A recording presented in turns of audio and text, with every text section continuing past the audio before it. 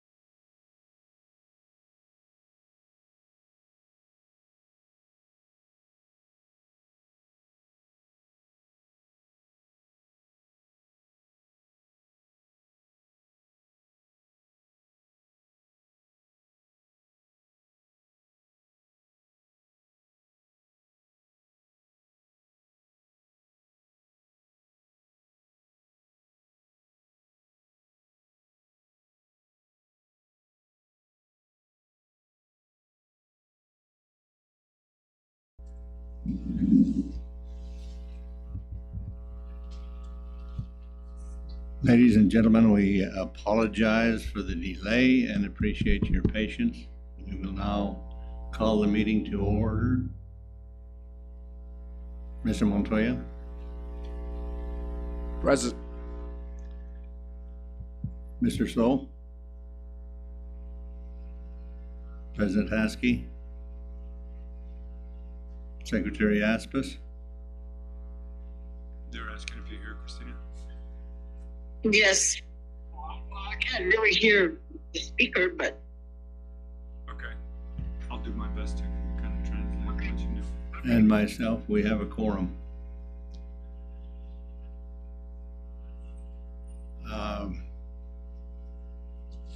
Mr. Superintendent, you have a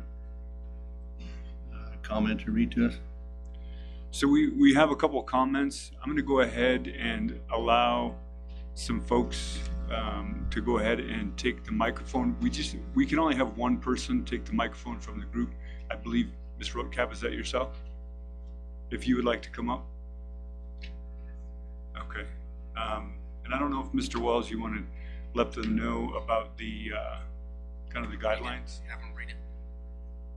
Just read it. Read her. The statement.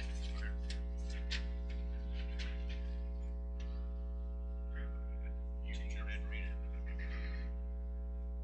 She's going to do the same.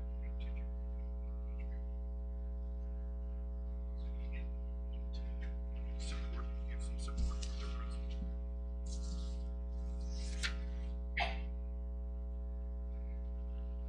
Miss Kathy, you'll excuse me, I don't want to butcher your name. It's just how it's spelled. Yeah. Okay. Thank you. We have a 3-minute cap. That's not the word for it, but you understand timeline. So go ahead. You have the floor.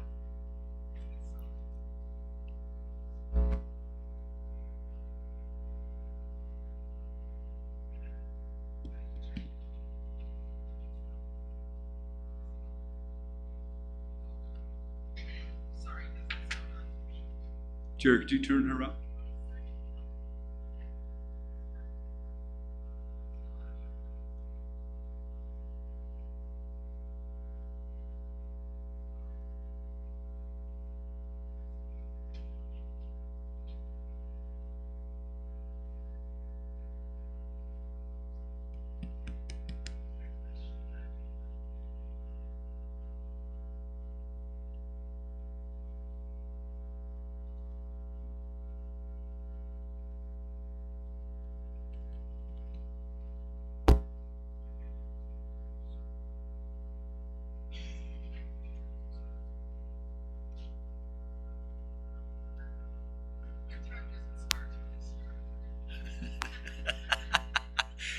Yes, ma'am.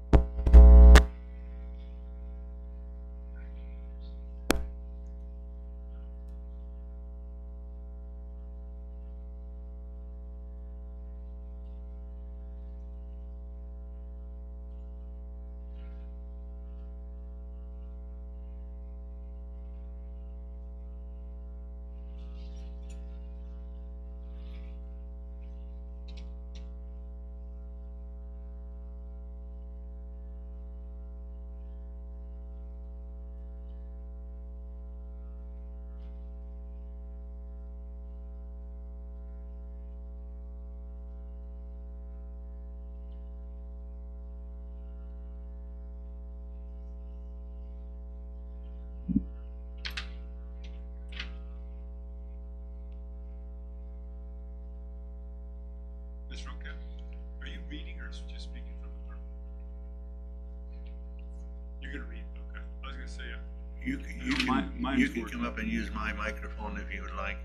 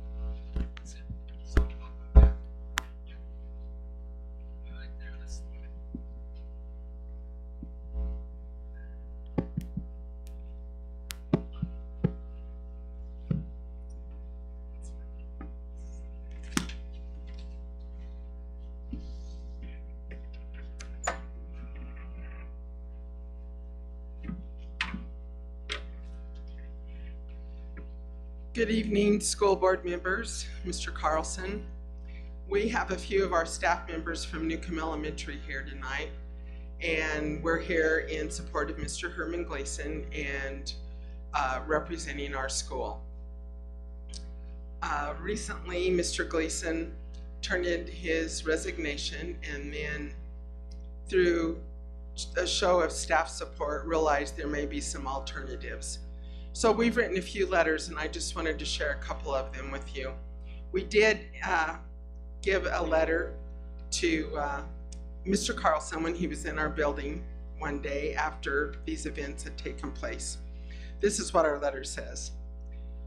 As staff members at Newcomb Elementary, we would like to take this opportunity to show our appreciation and support for Herman Gleason. He has made many outstanding contributions to Newcomb Elementary. He has consistently demonstrated outstanding leadership, loyalty, and problem solving when handling staff and student issues. Mr. Gleason has continued to demonstrate how much he is not only cares about his staff, but our entire student population. He knows every student by name, their parents, grandparents, and where they live. He greets every child each morning and acknowledges them in some way. He is consistently positive with our staff and always encourages us to do the same with our students. He monitors student growth and gives us ideas on how to improve when needed. He always tries to provide a positive environment for our students. At this time, we understand that there may be a need for Mr. Gleason to take some FMLA time, leave time. We know that our district is very understanding when a staff member needs emotional health or well-being support. We know that he needs support in this area and will be able to return stronger than ever. We consistently support the social, emotional, and well-being of our students. It is just as important to support the social, emotional health and well-being of our staff. Several of us wrote letters. I chose just to read mine this evening. To whom it may concern, we are here tonight to speak on behalf of Our principal, Mr. Herman Gleason, we would like for him to be able to keep his position as our school principal. He has been having some issues with his social emotional health. The district has given the employees information and shown support for our students and staff who may have issues with their social emotional health. They continue to offer and help in this area for those who may struggle with this issue. When Mr. Gleason turned in his resignation letter, he did not receive a phone call or a visit from his supervisor or HR department. We learned that the HR department posted his position very quickly without any positive intervention first. He was in an emotional state at the time and felt like resigning was his only option. When he called a staff meeting, he started to learn that he did have a great deal of support from our staff. This seemed to turn things around for him, and he felt like with help, he could return as our principal and just take some FMLA time before he returned. It was never explained to him that FMLA could be an option as he worked his way back to a better state of emotional health.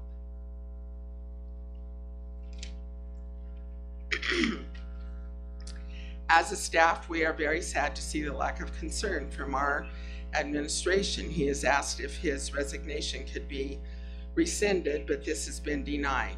This has been a difficult time for Mr. Gleason and for our staff. We feel like Mr. Gleason is not getting the social emotional support that has been available according to administration and HR. We would like the school board to seriously consider rescinding his resignation and give him the opportunity to take some FMLA time. We feel like this right to recuperate and improve his personal emotional health is his right. As a staff, we would do everything we can to help with this. This is what we do in our building and CCSD, is to show concern and be there for our staff members who are in need of help during these difficult times. Sincerely, Kathy Roadcap. I would like to go ahead and leave our letters and our original letter with the board to give you time to look at them and reconsider rescinding his resignation and allowing him to get some help that he will need in order to return. He's been a great principal for our staff. Thank you for your time. And thank you. Mr. Secretary.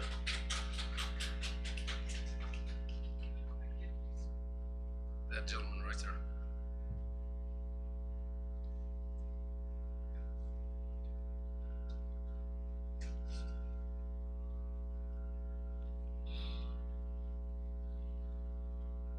Mr. Montoya, you have a comment? I know we generally don't speak on behalf of other comments, but the one thing I will say, this is obviously something for the superintendent. It's an administrative decision, and I certainly don't want to curtain sound like I'm being cold-hearted about it, but there is the process that we have to follow, even with the board in and of itself. So I respectfully respond to his support from the staff that, again, this is a consideration and decision for the superintendent to look at, not the board at this point in time, so thank you.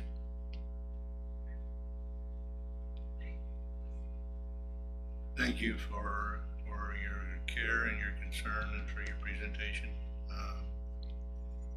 I have no comment at this time. As Mr. Montoya has indicated, this is rest with our superintendent. Thank you.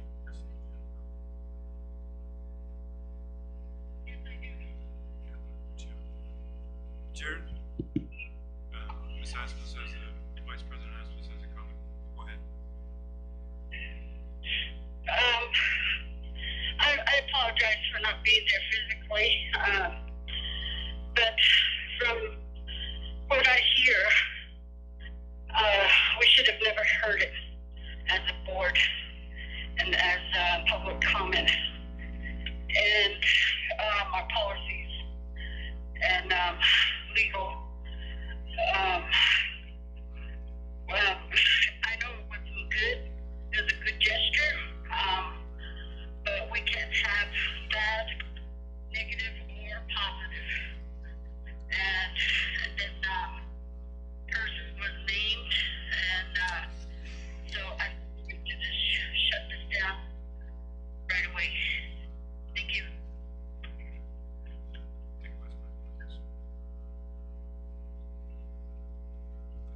So we have a second comment.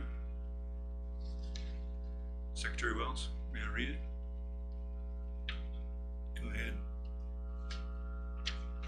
So this comment was from Stephanie John, and she's representing all schools, and she would like to make this comment.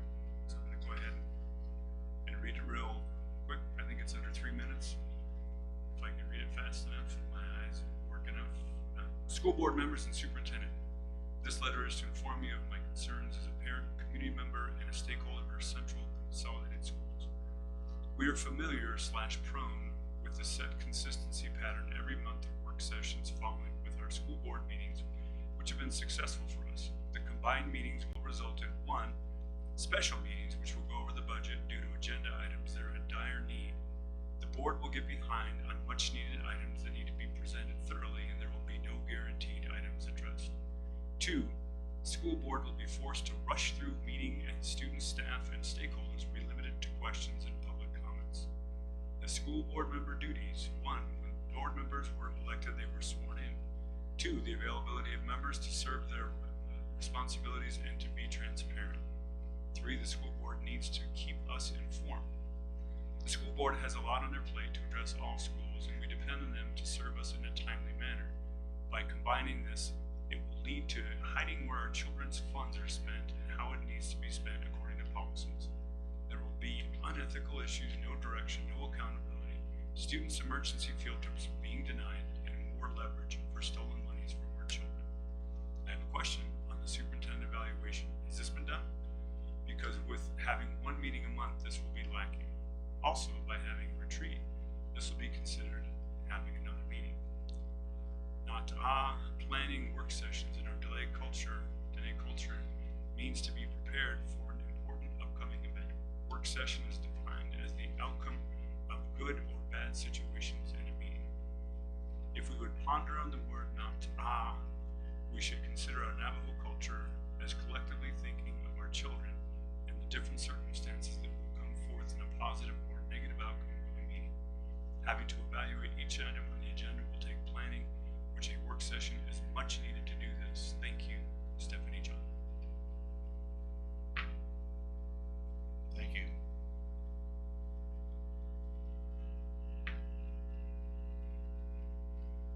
We move on to reports. Item A on the agenda.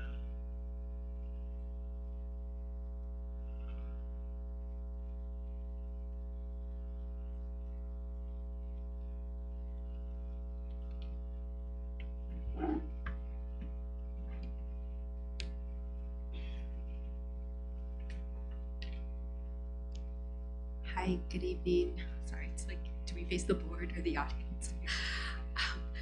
My name is Leonla Nelson. This is Claudia Madrigal. We also have Tahani in our audience, who is a team member. And then online we have Abigail Edwards. And we all are here on behalf of Johns Hopkins, the Center for Indigenous Health. And we are here to Ladies, present on I apologize. Can I take a time out real quick?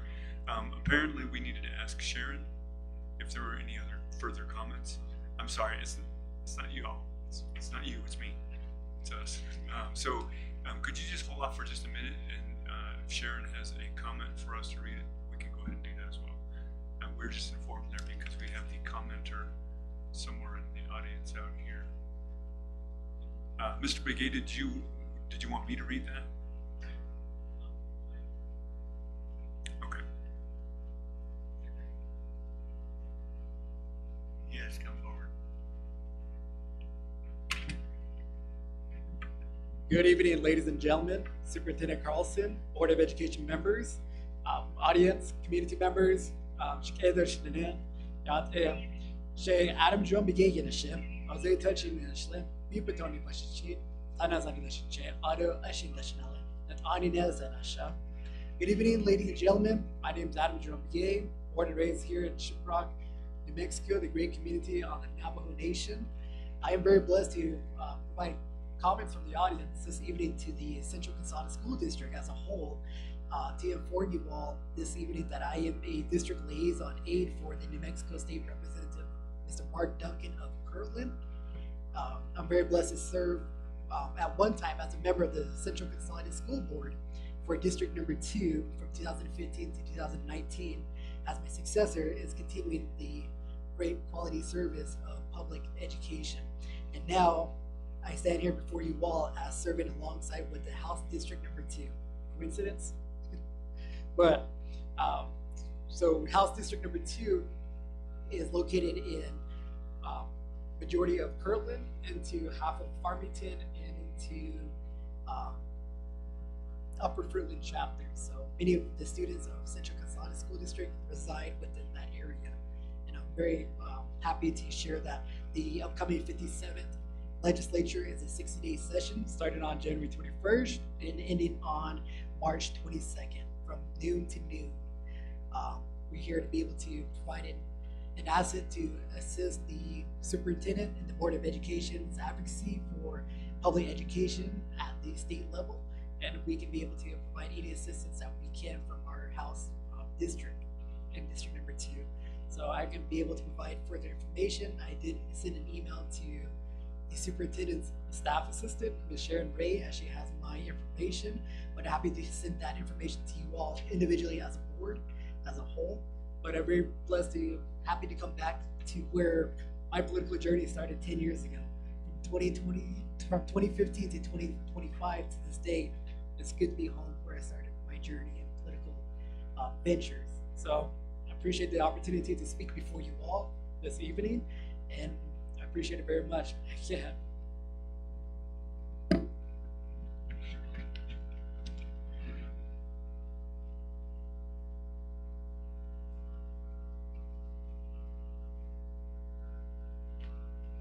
Thank you.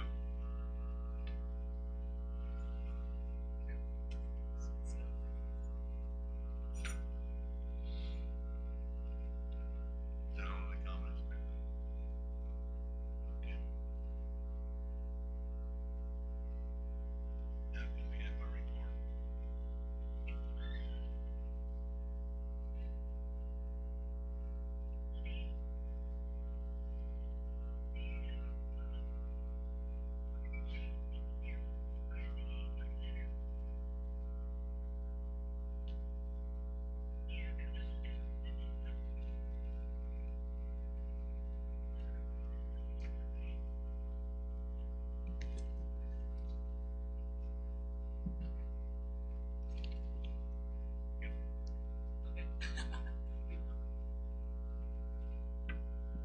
Yes. Okay, take two.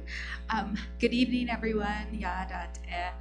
Again, we're here on behalf of Johns Hopkins, the Center for Indigenous Health, and we appreciate the opportunity to chat here with the school board, the community members, and the rest of CCSD. So we have a presentation is pulled up. So we'll just go through, it's called Hojo Horizons, and we'll go through that and then talk to the board about our ask. So again, we are Johns Hopkins, and we've been in this community since the mid-1980s, doing a lot of different programming across the lifespan. And so on the board there is all the different programs that we've had in Shiprock, and probably more famously, Native Vision has been partnered with the school before, and Project Safe Schools has also been involved in the school district. But we're gonna today go and pivot and talk about one of our newer programs called Hojo Horizons. So what is Hojo Horizons? It's a Native youth and STI risk reduction programming, and it continues continues to be one of the greatest needs across the reservation. So us, along with the University of Montana, partnered together to implement an evidence-based strategy for Native youth on Navajo Nation that includes pregnancy prevention and sexually transmitted infection prevention. So when we say evidence-based programming, you'll hear it in this presentation as EBP. So why are we doing this? So again, just a little bit of rationale. STI rates are up, not only on Navajo, but also in San Juan County, which is where CCSD and the Shiprock community is located. So the graph here just shows a little bit of that compared to our other county counterparts in the area. And so with this program, we have a couple of components. We are doing several different things to, again, help prevent teen pregnancy and reduce the STI infection rate. So we are doing that through evidence-based programming here with what we're calling LIFT workshops, clinic videos. It depends on the community, and another program we call Vision of You. And how we want to implement these strategies is through a summer camp. And that's what we're gonna laser focus the rest of this presentation on, called Horizon Horizons Summer Camp. So I'm gonna pass it to Claudia to talk more about that. Good evening, everyone. Thank you. Claudia Madrigal again. Mai deshkijni ashihe tapaha huanhlane in nakaidene. Just kind of going over a little bit about like what summer camp looks like. So we've actually had a pilot summer camp last summer, what we did with Chinle Unified School Districts. So as you can see in our picture that we have like kind of like a setup that we had, like we have our facilitator in green and then students sitting in and kind of going through the curriculum, which we had at the time was called Vision of You. But we proposed to have a 3-day camp, just kind of like a full 8-hour, kind of like similar to a school, like a regular school day during the summer. And so this is just kind of like what the schedule could look like during our camp. And so talking about our EBP, we're wanting to implement Vision of You. So Vision of You, the goals are to reduce the number of sexual partners and also to increase the contraceptive and adulthood preparation, subject with knowledge, skills, like especially we're talking about healthy relationships, healthy lifestyle skills, creating a trusted adult, and also just kind of a unit called like what to expect like at the clinic, at your first clinic visit. And so the whole program itself consists of 9 units, which are about 45 minutes long, so about 7 hours. But we really want to implement too that the youth can like go at their own pace. And so just kind of like helping them out too, like why we have facilitators in the room, like in case like there's also some learning challenges, and we kind of want to make sure that they understand the content and kind of get through that. And so, and going forward, so like what are the benefits, the challenges, and how are we overcoming these challenges? So we know that Vision of You has been proven effective with our youth. It really engages the youth because it's kind of more like a video game style, kind of how you see in the previous presentation. Like having examples of like the STI game or like red flag, green flags, and it also kind of has like little like real life scenario videos as well. And so the challenges are, we know that talking about sexual health, reproductive health, it's a pretty heavy topic. It's taboo within our, especially Indigenous communities. And so what we're wanting to do is that we want to work together with our community, like how can we also make this culturally effective with our community as well. How are we going to get feedback from the community itself too, trying to overcome these stigmas and just kind of give our community more reassurance. And so we do have some strategies going on, like we do have advisory board meetings with both community members, all stakeholders, and even a youth advisory board.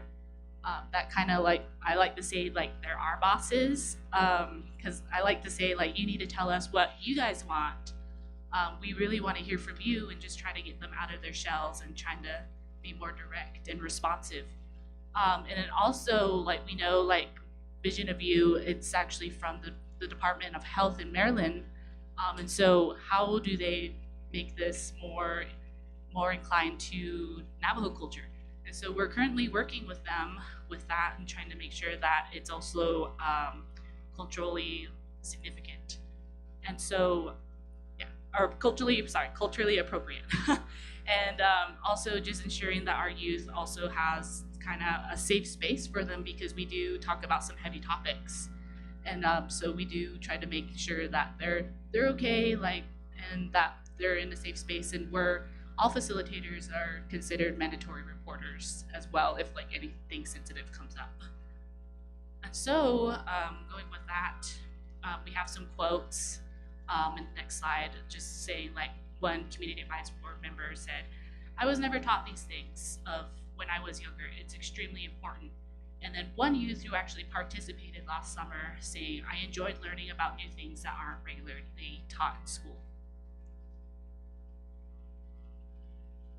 And so now what our big ask is, so like we do seek the board's approval to host Hoja Horizons Summer Camp at a CCSD facility. And so the camp will include, again, that online evidence-based sexual and reproductive health curriculum.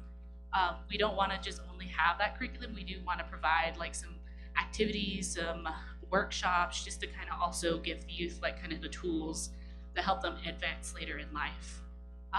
And so again, we do want to provide, our biggest aim is just to provide our youth the tools, skills, the knowledge, and the resources to make those informed decisions and promote health equity within the community. And so we're asking for June 9th mainly, like we know we want to work with our partners. We want to stay here in Shiprock just because we know that Shiprock's kind of like that central point, especially like we also want to work with other areas within Navajo Nation as well. And then we are looking at age ranges from 11 to 19-year-olds because that's what the ABP has been approved for and been studied for. And then we're also looking to have like an estimated number of youth to participate, about 100, just to kind of meet our requirements. And then, is there any questions? Oh, and then we did have previous conversations too with Mr. Carlson and even with Cheryl Benali about the camp. And so we have been asking and kind of like collaborating too with the school district just to kind of make sure that we handle this, jump through all the hoops that we need to. And just ensuring that it's appropriate as well for our partnership.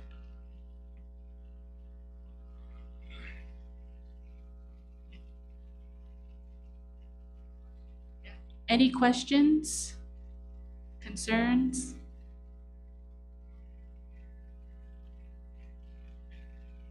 Mr. Carlson, would you like to comment?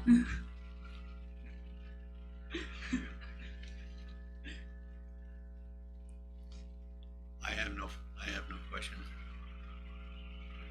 Mr. Montoya? Ms. Sassam speaking on the phone. She has a question. What is your question?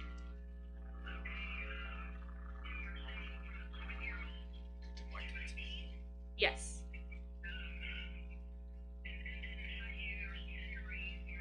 Put the mic closer to the phone. We have students in Newcomb, Noshchitty, and then also off the reservation, Kirtland.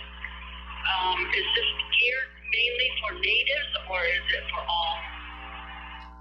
So this is for all students.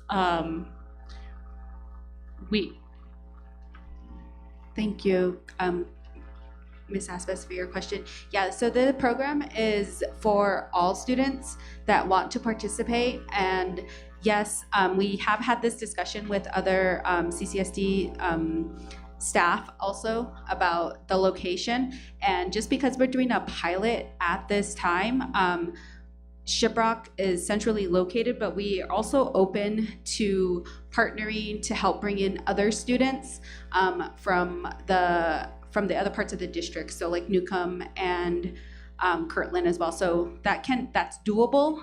It's just really, I guess, dependent on how we're able to work that out. But does that answer your question?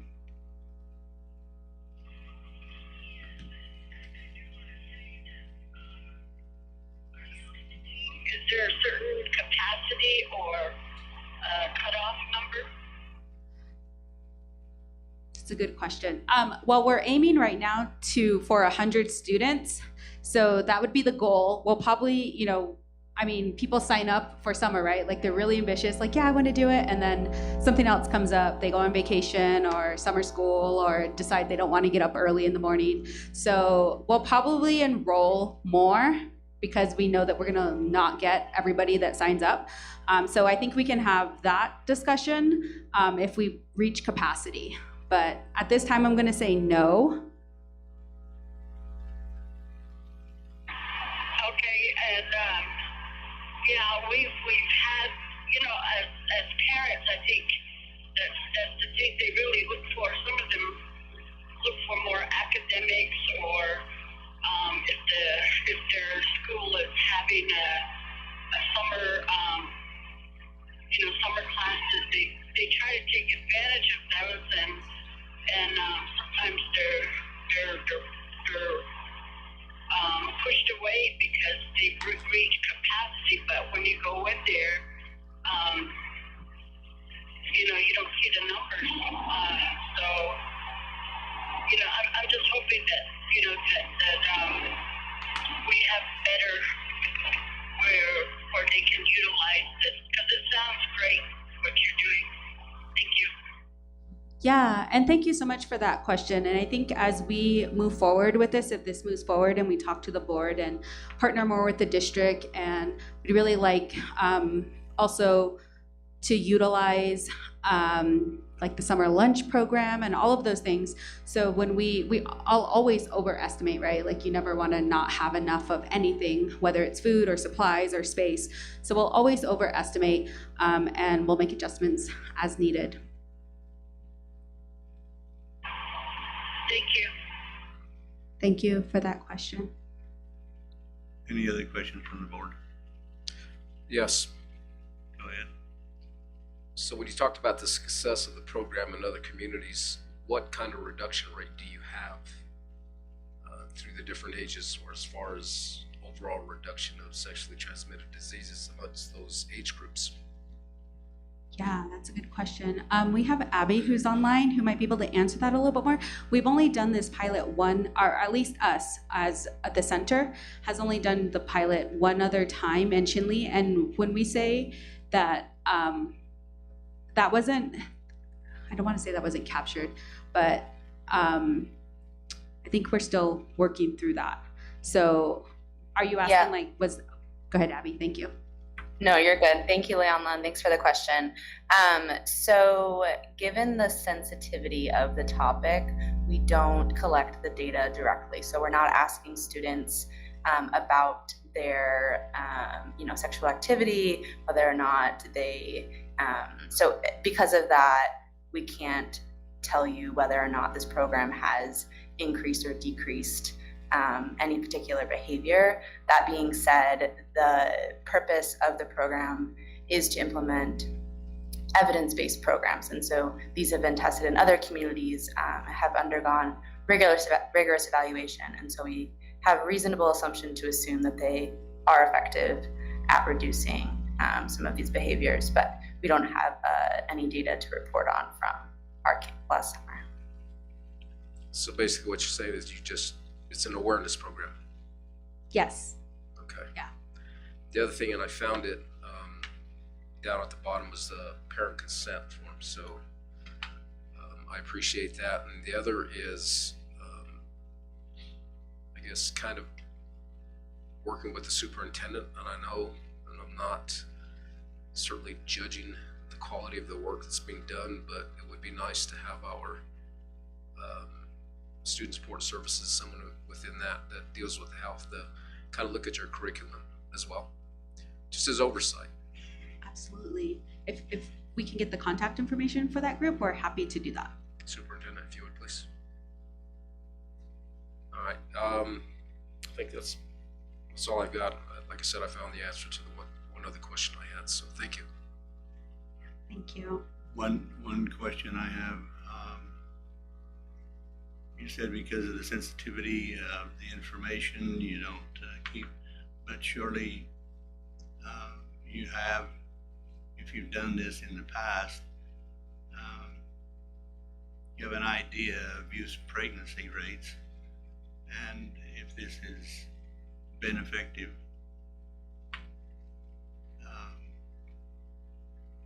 you can find that out by youth pregnancy, not by questioning their sexual activity.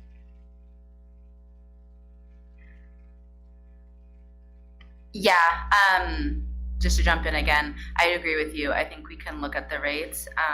Some of that is a little bit early just to say, and there's a lot of other confounding things that could be at play, but we're happy to take a look at the rates and kind of do a before and after analysis if that would be of interest. And I will say too, I forgot to mention before, we do collect not necessarily behaviors, but overall program feedback. As Claudia mentioned, so both like qualitative data in the form of testimonials, but also just overall youth engagement and whether or not they liked the program, and we can share some of that with you as well. Well, I understand that, and I appreciate that. I think that STDs, without disclosing private information, as well as pregnancies, I think that's information that's available if you want to track it, and I think that in order to tout the program, that information can be made available to see if otherwise how are you going to know if it's working?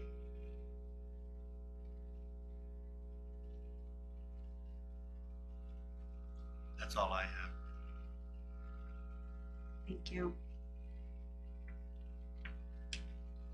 Thank you. You're good.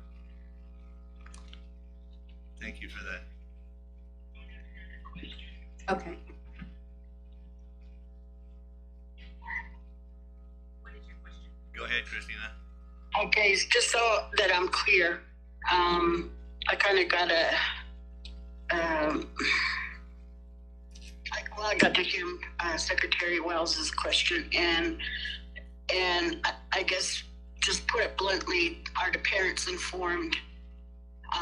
Nothing's hidden from them. Yes, so there's a long consent form that the parents and the child sign together.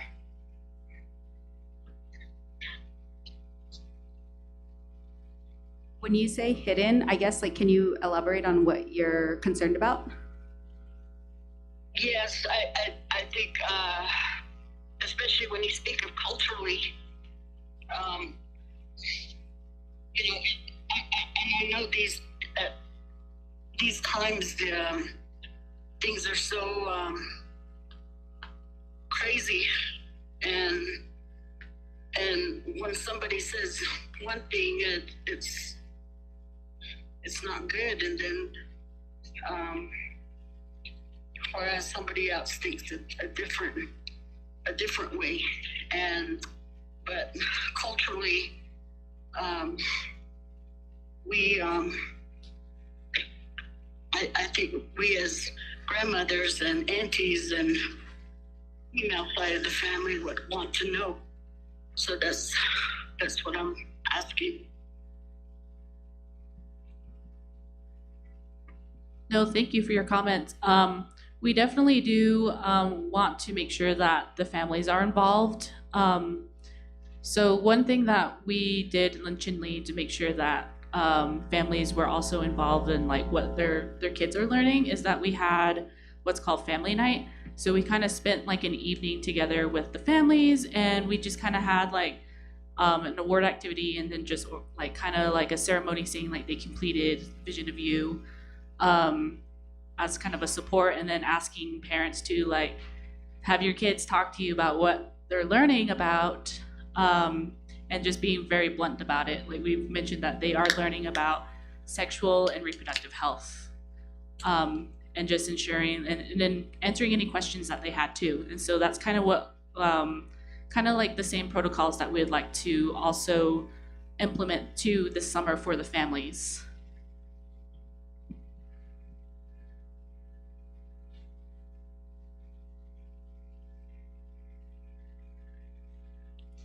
Did that answer your concern, Ms. Aspis?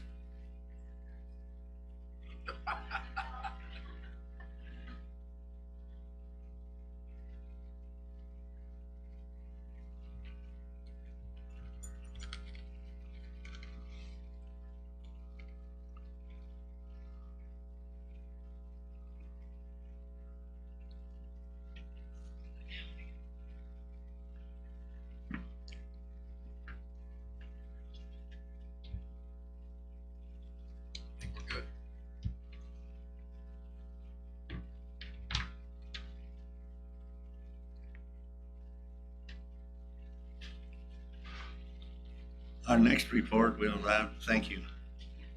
Thank you all. Thank you for listening. Native Vision year-round report by Leonla Nelson. Leona Nelson. Okay, go ahead. Yeah, thank you. So again, my name is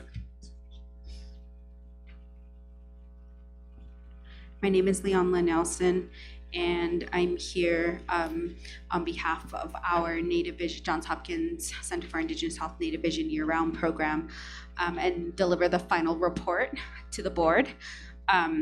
So we have our slides. Perfect, thank you. Next slide. So just a quick reminder, what is Native Vision? Native Vision is a culturally based healthy lifestyles program for Native American youth, and we had this program in 2 communities, or in several communities across Navajo, and there are 2 components. So there was this big camp, a sports and life skills camp, which maybe some of you remember. CCSD was amazing, and they hosted our camp like 3 years in a row, where we had like 1,000 kids per camp each summer. And then we also then went and transformed that into a year-round program, which we began in 2017. So the mission of Native Vision is to empower Native youth to realize their full physical, mental, emotional, spiritual potential through promotion of physical fitness, healthy nutrition, and positive life skills. So the year-round program took place here in Shiprock with CCSD in 2017 to 2020. And during that time, we were in Shiprock High School, TBA, some Newcomb schools, and then both Kirtland Middle and High School. I think they might have also done a program at Oho Elementary as well. So just to say that we've been across the board through CCSD with our curriculum. And so that was a research project. We did collect data. So the program impact, on that, the results of the study is that so the students were given a pre-test, post-test. So what happened is they were given a pre-test, answered a bunch of questions, and then they went through our program, which was 12 to 24 lessons, depending on the age group. And that was delivered by our staff member weekly, usually through we were guest in PE or health or in some of the classes consistently, or an after-school program like at TBA and Kirtland Middle, I think was after-school programming. And so we had just participants. And so then they went through the curriculum, again, the lessons that focused on their physical, emotional, spiritual, and nutritional health. And then at the end of the program, they were given a post-test. So the results from the elementary youth surveys showed that,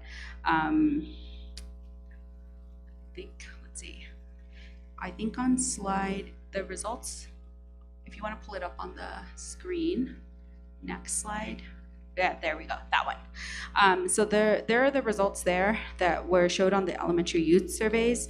And it had gradual increase. The biggest one was water drinking. So the number of students who drank water every day pre the program versus after the program showed the biggest jump. And then the next slide just talks about youth feedback.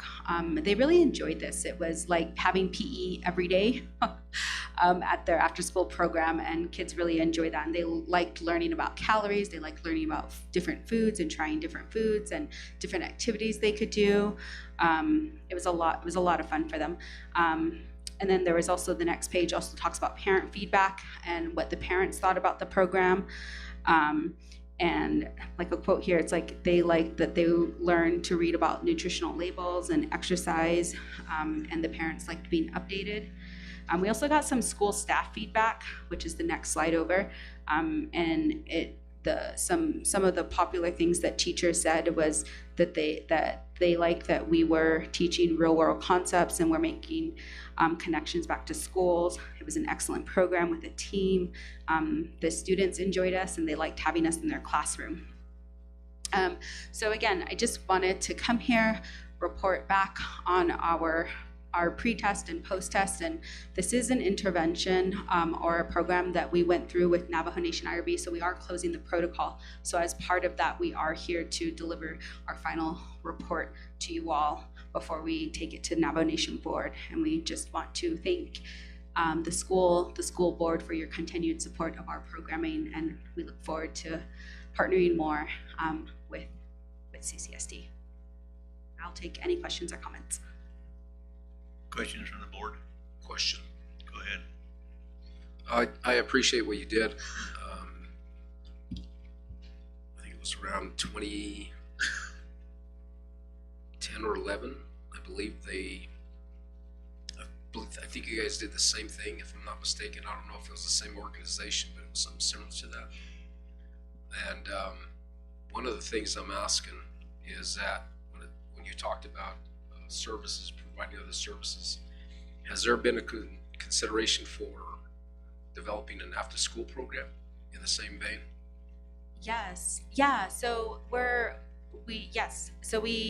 this program was delivered both in school and after school. We actually started as an after school program, but then you compete with like basketball and all of those things. And so because we were collecting data and we needed more students, then we're able to go into the classroom, and that's where we found the most success, because then we had consistent number of students every time. But yeah, it can definitely be implemented as an after school program. And actually, so our services were interrupted, of course, like everything else with the pandemic. And so we did go back to TBA, not last year, but the year before, I think in 2023, and we attempted to do an after-school program. It just, the vibes are different. Everyone's still getting back into real world, regular life and stuff, and so it just wasn't successful. So we were unable to continue the after-school program there. Thank you. Yeah, thank you for that.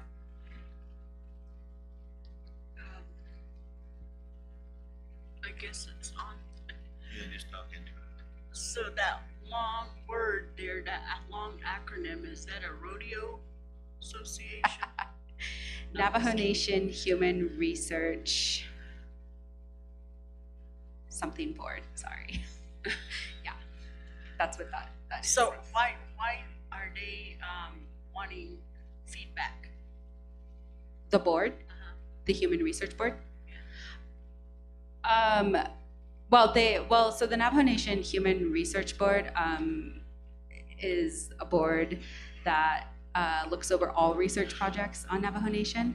And so they just want to make sure that we're doing our due diligence and we're not just collecting data. You always hear that thing about research. They just come in and leave, and so we definitely don't want to do that, and we're just making sure that we give you guys the results of the program. I mean, our district and your communities participated in this, and we just are giving it back to the community.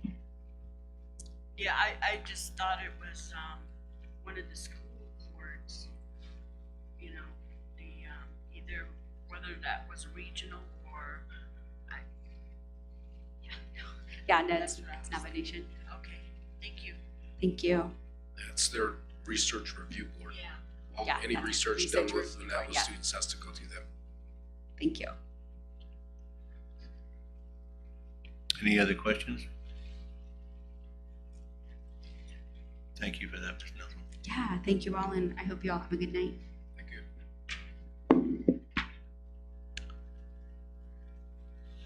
Next item, C, developing a deeper understanding of the cognitive processes driving multiple documents, comprehension by Andrew Potter. Hello, thank you for having me. I appreciate it. Thank you for allowing me to present at your board meeting, and I look forward to speaking with you. I'm sorry, Sharon, I have some slides to present. Would it be okay if I shared them in the chat? I realized I didn't share them with you beforehand to put them in the agenda. Go ahead.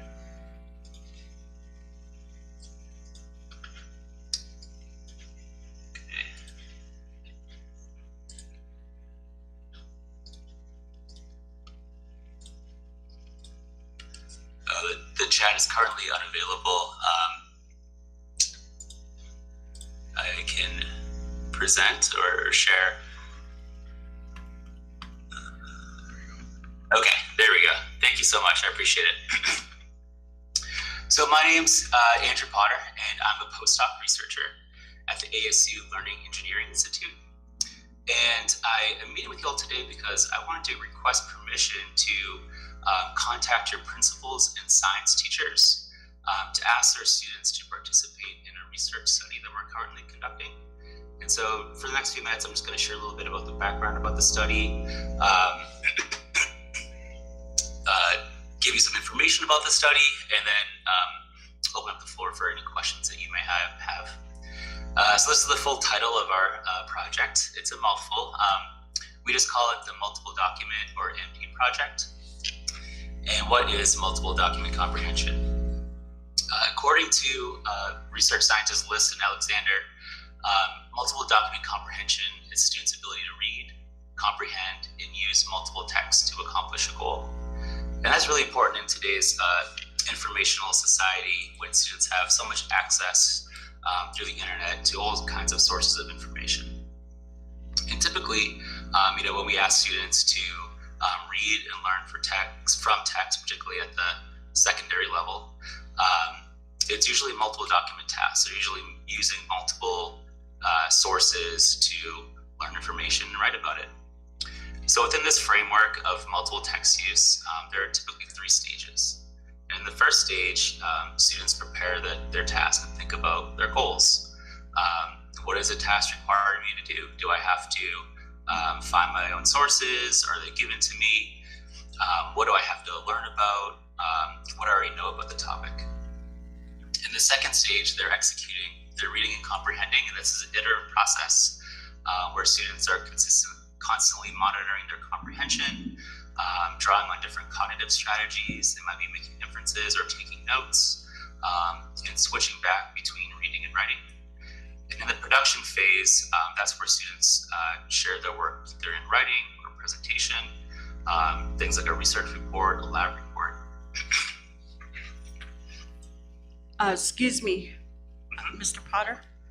Yep. I want to discuss some things with Board Member Montoya and anybody else that knows the process before we do studies. Is that supposed to go before Navajo Nation before? That was going to be my question, is that the word that he stated was research within the schools, and following the protocol of Navajo Nation, which we just kind of glossed over in respects to the acronym that was stated, or the abbreviation that was stated with the Navajo Nation Human Research Review Board. Have you gone through them and questioned them and asked them to conduct research on the Navajo Nation with the Navajo students? I have not, no. And I would appreciate if you could point me in the correct direction to do that. Okay, we'll go ahead, and who do we put him in contact with? Because do they do their own yay or nay on it? They would have to look at his presentation, what he's asking for, the depth of his research, kind of research, qualitative, quantitative, and then they would make a determination to say yes or no, you can proceed. So Mr. Potter, as much as and intriguing as it is, I think we certainly need to go through the proper processes in order to proceed further with, it looks really intriguing with what you want to do. However, we do have to work in conjunction with the Navajo Nation, especially dealing with research on the reservation and with the Navajo students. That's just what they ask. Yeah, thank you for that, for clarifying that. I appreciate that. When I was reaching out to principals, and that's typically a process that we go through with different school districts, and I was recommended to present at the board meeting. So I apologize. I suppose I misunderstood that process. That's all right, because I mean it's not well understood, and that's why the question was initially asked on the clarification of the abbreviation, which is very important for us in order to follow that protocol, because we just can't go and say yes as much as we would like to and listen to what you have to say, because it could be beneficial to our students, absolutely. However, again, we need to respect the sovereignty of the Navajo Nation and their requests. So I believe you could probably reach out to the Navajo Nation Department of Education, and they can give you guidance on who you need to speak to, but it's the NNHRR. Help me at the end there. B. Yeah. NNHRRB. Gotcha. Okay. Yeah, you can just pull that up, and then you can pull up the website, and they should give you some direction on who you need to contact in order to do what you want to do. And then whenever you dot your I's and cross your T's, I think you're going to be more than welcome to come back to present what you would like to do as a very serious consideration. So we appreciate it. Great. Thank you so much. I appreciate that, and I certainly want to go through the correct channels. So thank you for sharing that information. No problem. Okay, Mr. Potter, hold on. Leandro, do you have any help in that? Can he contact you so that he can? Also, do you know, does it go before the board first, before the review board, or does it go with the review board first? Yes, Vice President Aspas. So they will be asking one question is if the researcher already reached out to the schools and tried to, kind of like get information. But I do apologize to Dr. Potter because I thought initially the study will be in Kirtland area schools, and so that's why and I know in the email that was communicated, Ms. Sandra Westbrook kind of like mentioned the Navajo Nation human resource or human research department needs to be part of that. But I will help him connect to the right person in the Navajo Nation Department of Education. Yes. Okay, thank you. I will reach out again, Dr. Potter. I apologize. Oh, thank you. You don't need to apologize. I appreciate it. Yeah, and this research would be theoretically all conducted virtually online over Zoom outside of school hours. So I don't know if that's another consideration, but I look forward to getting in touch with you. And thank you all for your help and for inviting me today. Mr. Potter, we appreciate that, and please, once you get your answer and a response and they allow you to do it, please come back and revisit with us. Thank you so much. I will do. I appreciate it. Thank you for your time, and apologize. No need. Thank you.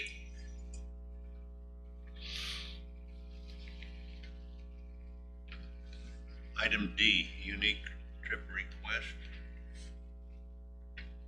Kirtland Central High School, BPA, National Leadership Conference, Orlando, Florida, by Lynn Foster. Good evening, board members, superintendent. Hello, my name is Lynn Foster, and I am the BPA advisor for Kirtland Central High School. We did present last week, but we had a couple of things. I forgot to put the transportation on our travel paper, so I did include it. The cost that we have is still the same. It's just, I don't know how I forgot to put the bus on there to get to the airport and then to a hotel, to the airport to the hotel, then back home. I don't know why I missed it. So I know you also wanted to know about the number of kids. We had just returned from our regional competition literally the day before, and I didn't have the results. Everything was flashed in front of us quickly, and we kind of scribbled down what we thought we heard. Now we have the data, and we have the number of kids that did advance, and I know these kids so well that I do know we will have 15 that will go. So I have a couple of students, if the board wants to hear. One of the students will talk about the 15 kids and how we know they will be going on this trip to Orlando. And the other student will talk about the fundraisers that we would love to pursue with the board's permission. The students would like to write letters to different fundraising or business people in our community that have offered, but of course we want your permission first before we do that. Our total amount to raise is $47,000. These kids are hardworking. I brought a parent to who's witnessed their hard work and what they're capable of doing. If the board wants to hear, is that okay? Go ahead, yes, we'd love to hear from you. Thank you. I'm gonna first let my student, Ms. Curtis, come up. Hello, my name is Taya Curtis. I'm the Secretary of Business Professional America, and Could you speak up a little, please?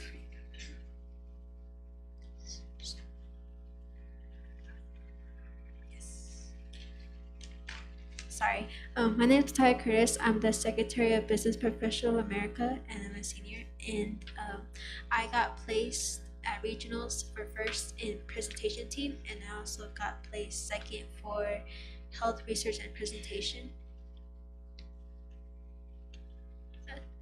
Would you like a copy of the results of the finalists for regionals? Sure.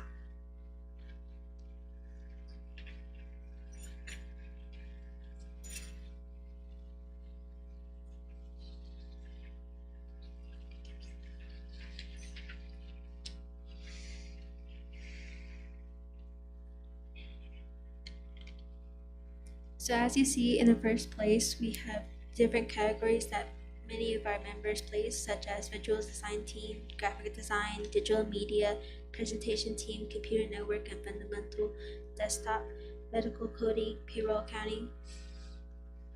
We also have the second place where in different categories such as visual design team, research presentation, visual design team, fundamental accounting, health administration, health insurance and billing. Then we have 4th, 5th, and state qualifiers.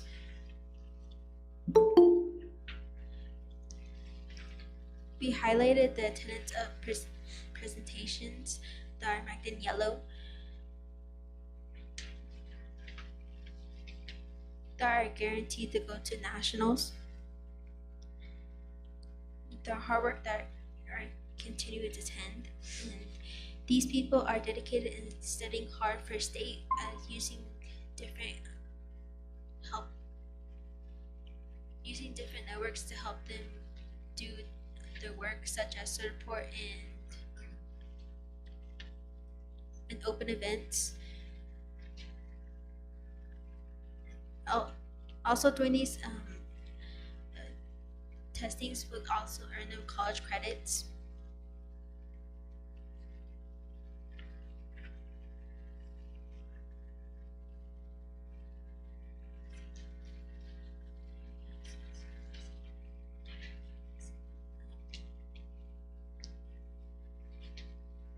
All right, and the next student is going to talk about the fundraising ideas from these students and how they're going to raise money. So our students have been working really hard to raise money for this trip. They're very dedicated to go. So far we've been talking about writing letters to some sponsors to help fund our trip. Some of these are companies such as APS, Arizona Public Service, Navajo Technical Institute and Company, NTEC, as well as Arviso Construction Company, Inc. Writing to these would really help with experience as well as Hillcorp. This will help our students get more out there, help others understand what BPA means, as well as help us raise that $47,000.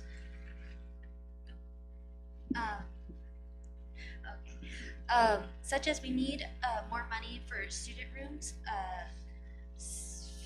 as well as airplane tickets, meals, registration, and transportation in the city for things such as meetings as well as our conferences.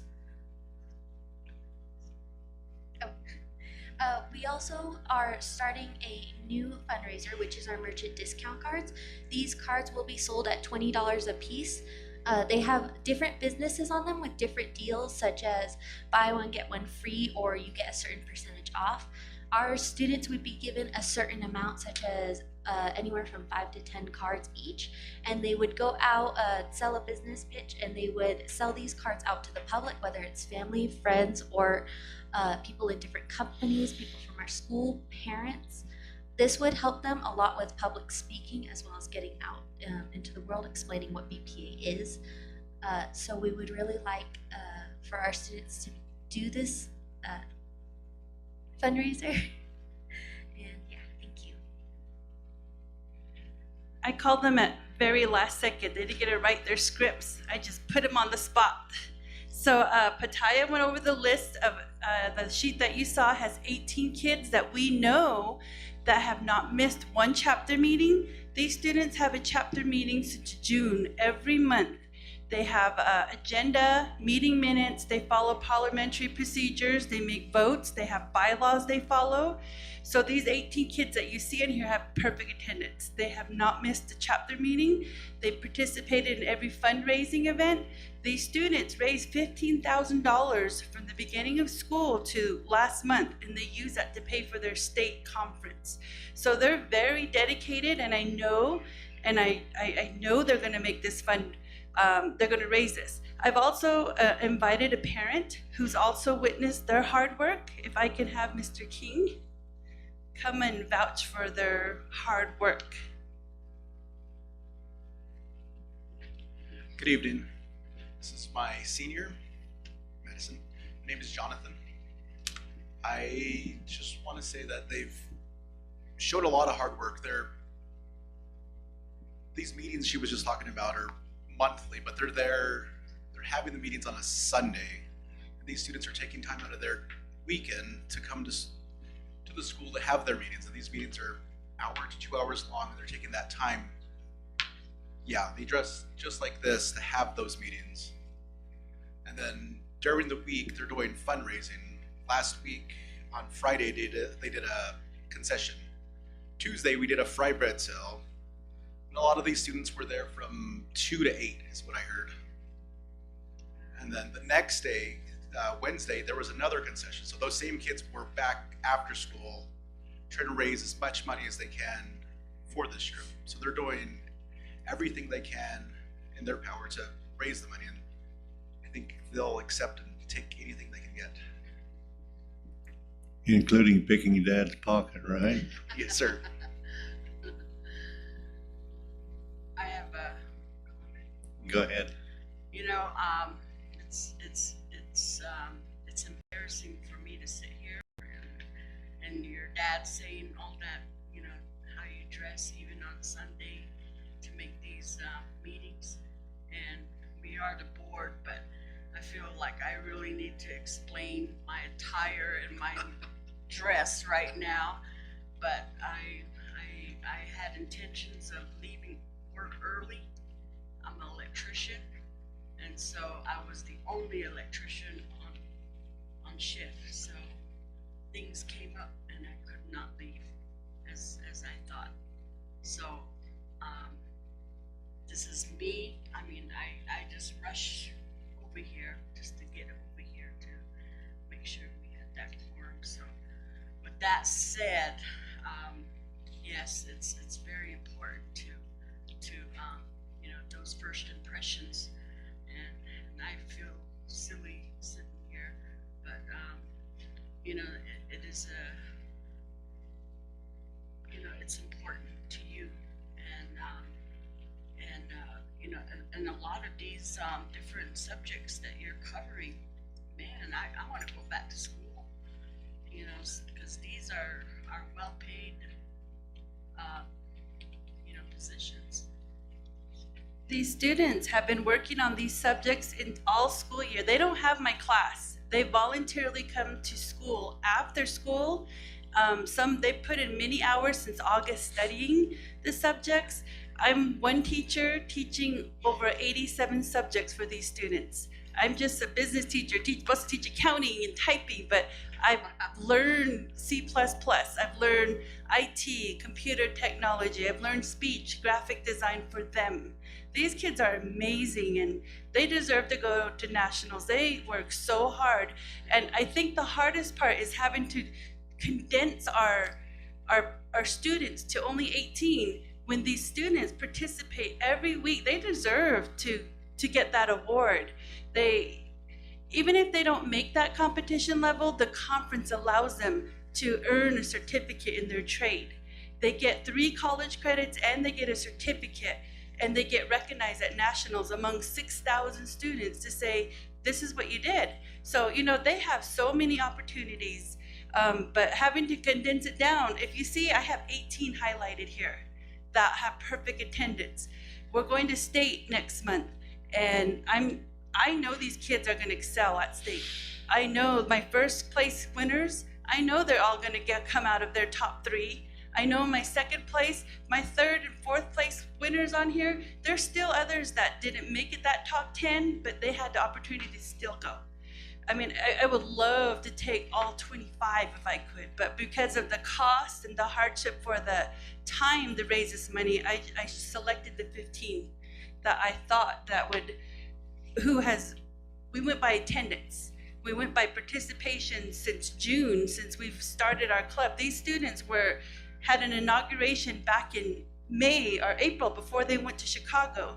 They have served since April. Every month they made their bylaws, their work program. They have 5 activities they do a month. They have a service project. Even the kids, we have 102 members. 68 of them have paid dues because they want to do this, compete. The other members show up for social activity and service projects. So, these leaders are doing an amazing job if they get their own peers to participate and they don't have to compete. I think that's even amazing. Sunday at 4 o'clock, I have almost 60 kids of quorum showing up at this event. They've even had to but create committees just to accommodate everybody's wants. I mean, they eat good on Sunday. They have a nice little, after their chapter meeting, they have a social hour. To them, that is so important. They have their cake, their food, pizza. We had the best Thanksgiving, the best Christmas dinners. I mean, they do amazing things, and they really deserve to go.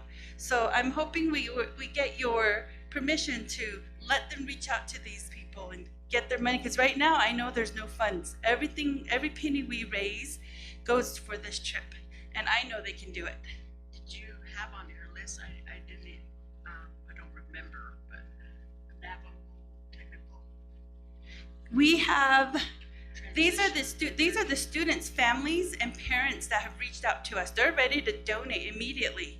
So we have APS, Arizona Public Service, Navajo Technical Institute Company, or Intech, Arvizio Construction Company, Hillcourt. These are just the ones that I know. There's, again, like I mentioned, we have a lot of kids who want to help. This merchant discount card, which we submitted to the board back over the summer, because we've been working on this for a while. This is supposed to bring us almost 10,000. If these kids can earn 15,000 in 3 months, I can't wait to see what they can do from this point on. So they just need your support so they can start working hard. Have a comment? Mr. Montoya? You might want to try to reach out to NTUA, NECA, who's the other one? I know there's some projects going up around Shiprock, the hotel. What you guys are doing is outstanding. Ms. Foster, we've told you that before. You do a hell of a job. And the young students that you bring to us are very impressive. So absolutely, from my perspective, I mean, I've said before, part of my undergrad is in business, and I really just appreciate how and what you guys do to better yourselves, especially as young adults. It's outstanding. I was looking at the list like Ms. Asmus, and there's some very serious things there that if people really engulf themselves, can really form and shape a living for themselves, and not just them, but the community as well. To be entrepreneurs or work in big business. And so thank you to all of you for what you're doing, but don't limit yourself to whom you're going to talk to. There's a lot of rejection out there, but learn how to develop some very thick skin in order to do that. And that's how you sharpen your skills, is by going and talking to them. So just keep reaching out to people. Ms. Asmus? Well, as part of your fundraising, you know, I think, I don't know if you have plans on, you know, with Valentine's Day coming up, you know, that's usually a big thing, and, but, I wish you well, and I know a lot of these companies, they only have a certain date that they, look at these, and they go through, and that's when they do their donations, and but I think some of them, you know, they try to help, and so yes, try to reach out to as many as you can. Thank you. I just would like to comment on your presentation. Young ladies, you present yourself well, both in appearance and your speaking. You're to be commended.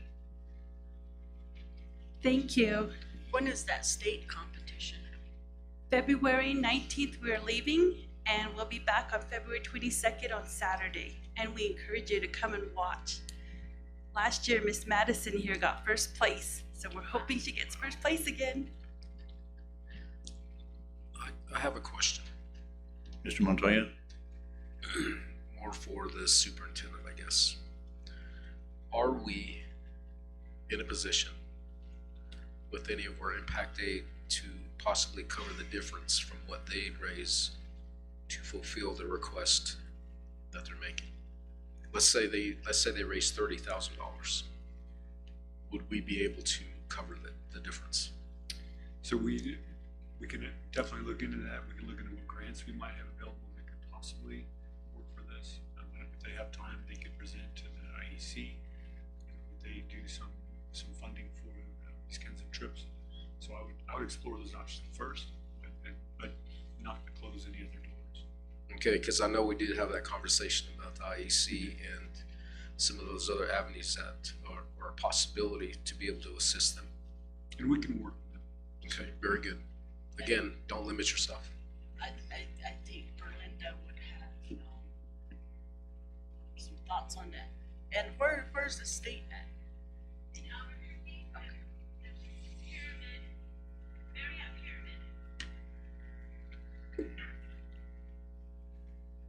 Did you have a comment or something to add? Microphone? Hey, can I make a comment, a quick comment? Yes. I more just a thank you to the school, the class sponsor, the sponsor for the club. It's so impressive that all those students take a lot of time, and that really is kudos to you for creating that environment that the students want to learn and to excel in. So thank you so much for everything you do for the students. Okay, go ahead. Yate, good evening, board members. I just wanted to share that in previous years, we have funded organizations through Johnson O'Malley. And from last month's presentation, we did reach out and reminded the organization that we do have funding. So there's two types of funding from Johnson O'Malley, and this organization is actually in our JOM Ed plan only because in previous years we have supported them. And so the IEC feel that they should be included in the Ed plan for funding. So we haven't been including them for the past 2 or 3 years, I believe. So there's two types of funding, and we did reach out in terms of supporting them. So out of the total costs, JOM can support 20% of that total cost, and it can go towards however way they want to use it. And then we also have the individual student parental costs, and that's where any of the Navajo or Native American students who have a CIB in place or other tribal blood quantum document, if they don't have it, we can use their parents' CIBs too. And they can apply for individual student funding support of $125 per student. So that's two funding sources that they can tap into. Thank you. Thank you. So your total is 42? 47,000. So that's approximately, they can assist you with about $8,500. Yes, that'd be great. Aren't you glad I brought that up, Steve, last time?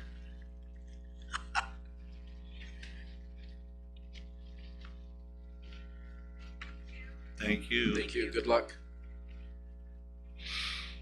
Item D, unique trip request, KCHS.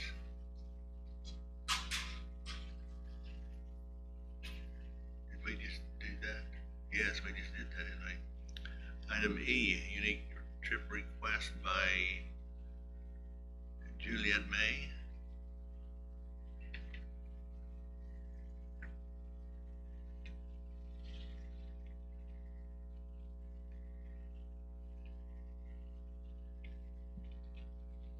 Shiprock High School Robotics Club.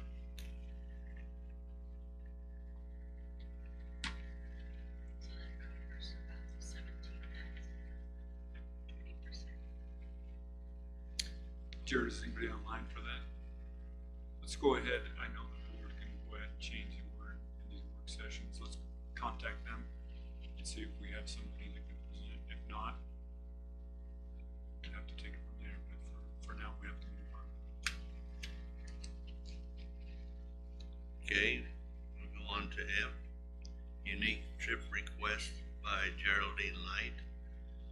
Shiprock High School class of 2025 academic senior trip to Denver. Go ahead. Good evening. I am the co-sponsor for the class of 2025. I was supposed to turn this in a while back, but per Ms. Gallagher's request, she did ask me to come before you guys and ask that our trip be removed for further revisions. And then we will resubmit paperwork for February.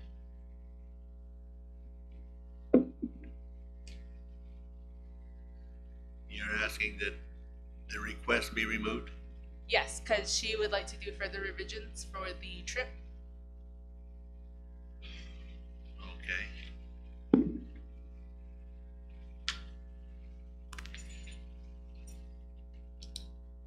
Do we need a motion to remove that? No, it's just, Okay. That's unique. what's that? That's a unique request. Yes, it is. Thank you.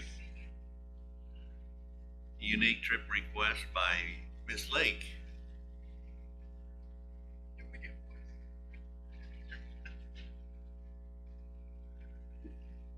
You got quite a list here, Becky. Yes, sir, I do. Good evening, Superintendent and board members. My name is Vicki Lake, as you very well know, and I am the Shiprock High School ag teacher. I have been with this district for over 21 years, so thank you guys for your continued support. And these unique trips are pretty much the same trips that we do each year. I just come to you today to do the trips from pretty much February to June. We usually do this in July, but this year we split it up. So the first one is Tulsa Welding school, high school, senior welding competition. There are some years that I've been able to take students, and there are some years that we haven't been able to go due to other FFA activities that may come in during the same time as these competitions. These competitions are located at Oklahoma, Texas, and Florida. There are 3 Tulsa welding schools. One is at Oklahoma City, one is in Houston, Texas, and one is in Orlando, Florida, or Jacksonville, Florida, sorry.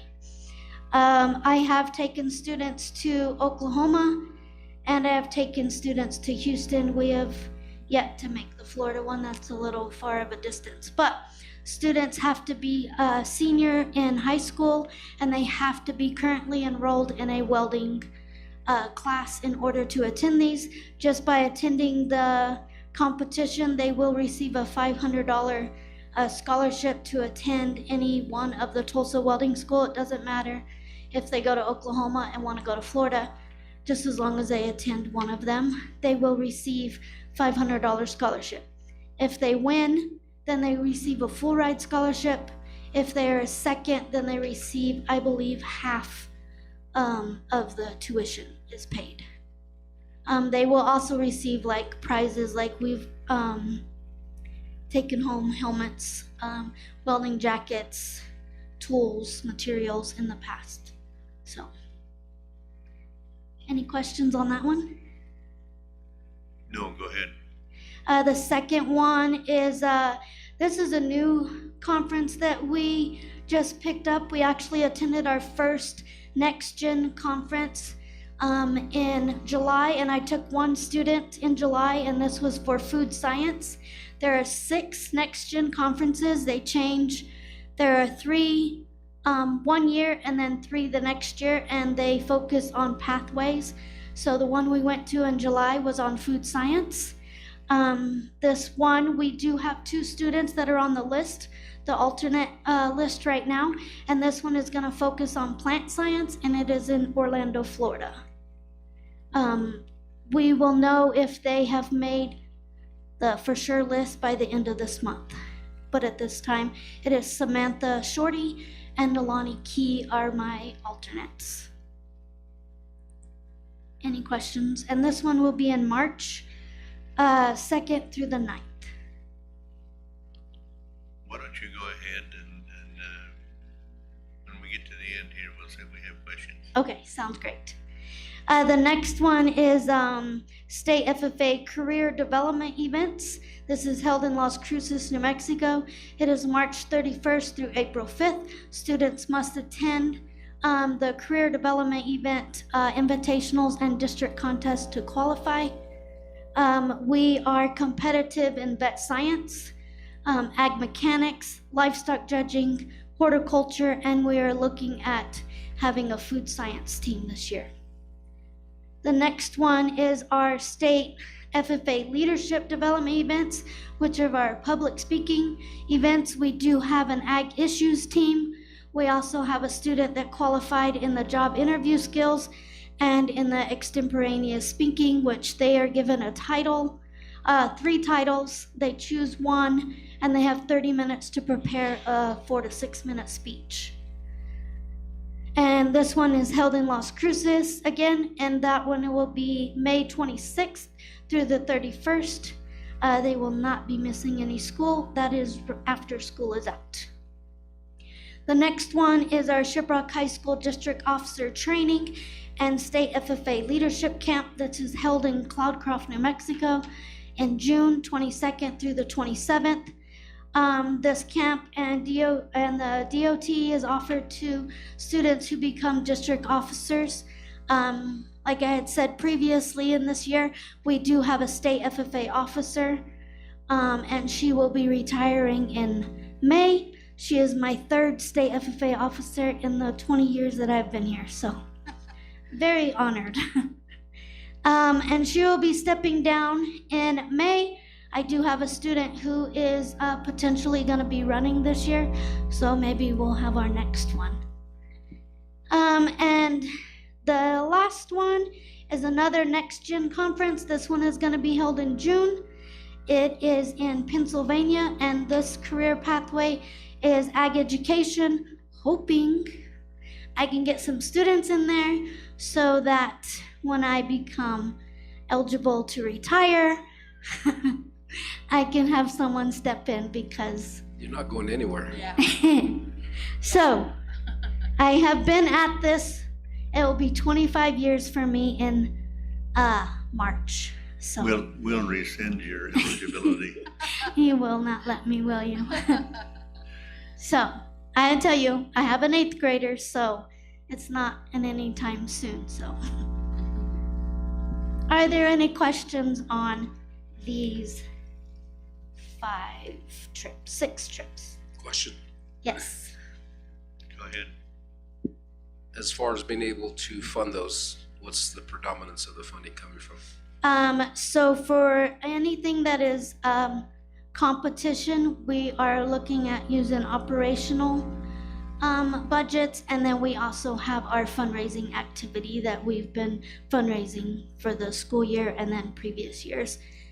Okay, so my question would be, Superintendent, if I may, with Dr. Begay, would that department still be able to assist as well? Yes, and she just informed me to make sure I talk to her. Very good, very good. All right. Okay. That's why I asked the question. Thank you. So yes, and all these trips have are ag education curriculum based. So they all have lesson plans that are connected to them.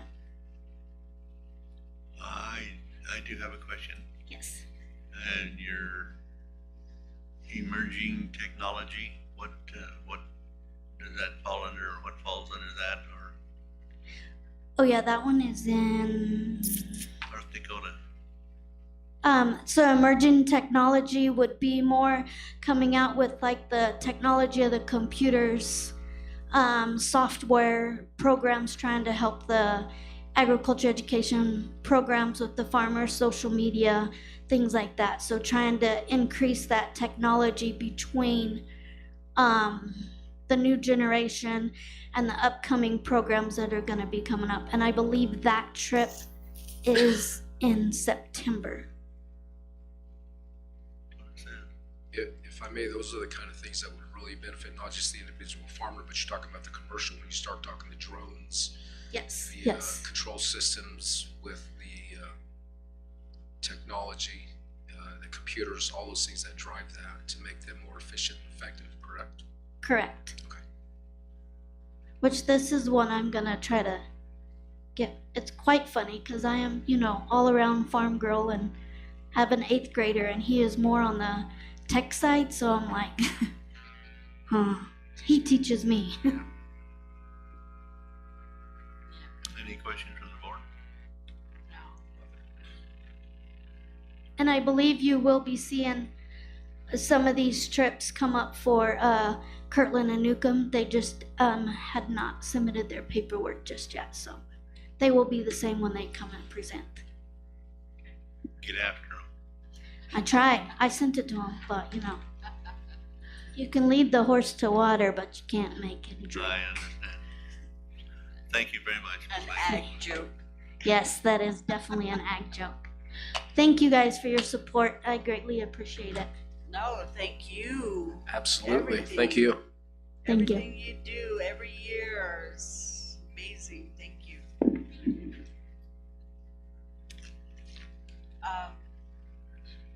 I would like to, just because of the unique request, I would like to bring Ms. Light back up.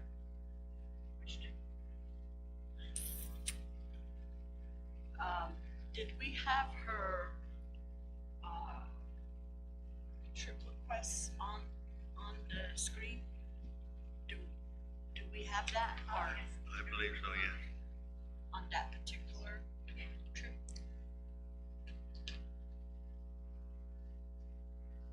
Just because it seems unusual. Are the students or the seniors aware that you canceled? So originally I stepped down as a head sponsor in December, and Mr. Claude took over as a head sponsor. But recently, we just decided that I will come back as a co-sponsor. So he thought he had to redo the whole trip on his own. And I believe that's what Ms. Gallagher thought as well. So we thought we couldn't present this even though we switched positions. So the students, the seniors do still want to go on this trip, but I was just told to make revisions. By Ms. Gallagher. But I can tell you that these students do right now have half of that money in the account. So it's 43,000 that they needed to come up with. And from sophomore year, when they had nothing till now, they do have $20,000 in their account. So they have been doing fundraisers, Firebird concessions, dances, to get their 20,000, at least half of what they were asking for the trip. So, on this sign off here was Anthony Claude, yeah. So, yeah, I was just wondering, you know, I hope there was no undermining going on. No, we just, all it was we just swapped roles. So, and Ms. Gallagher thought since my name was on there as the first person that we would have to redo the whole trip.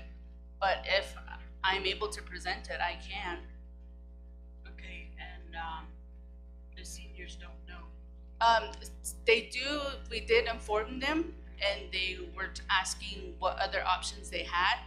And as far as I know, the only other choice they have is Albuquerque, which a lot of them don't want to go to Albuquerque. They were looking forward to the Denver trip.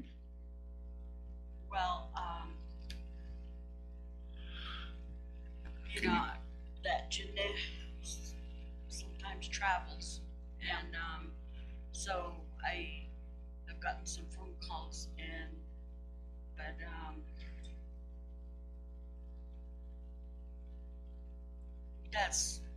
I guess normally we don't hear people coming in saying cancel, and so that's, and then you're telling me that the seniors don't know. Yeah, because, so I thought once I stepped down that they were still gonna do this trip regardless without me. But the students were, because I do go back to the high school. In my position, I do it voluntarily. I've always did it that way since I started, because at Shiprock High, I was just the secretary. And when I took on the role as a senior sponsor, I did it because the kids needed someone, they needed support. And so when I started my teacher residency back in August, I was at EVA B, so I was trying to juggle both. And so when I stepped down, I thought everything was just gonna stay as planned until I was informed that I needed to come here and state that this trip needed to be revised just as a co-sponsor. But I know the students were looking forward to this trip.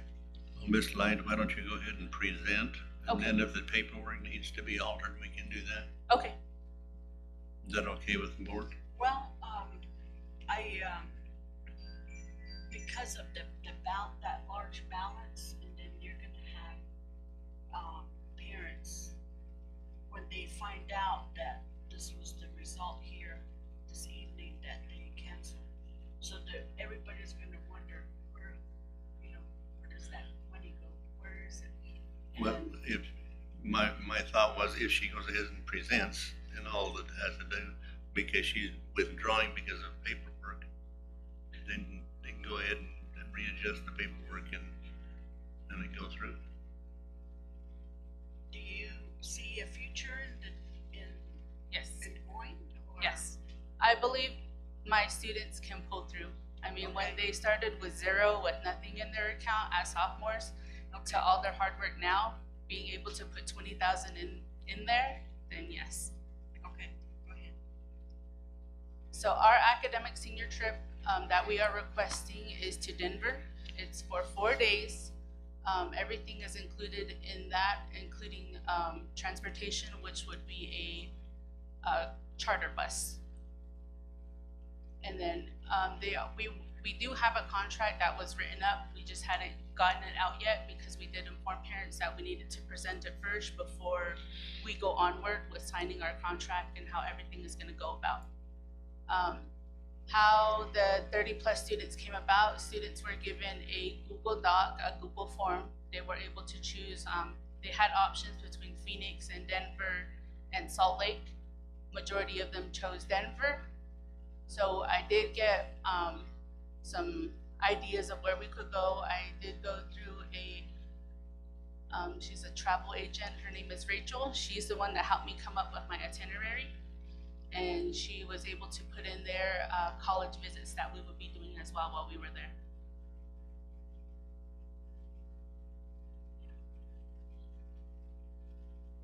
And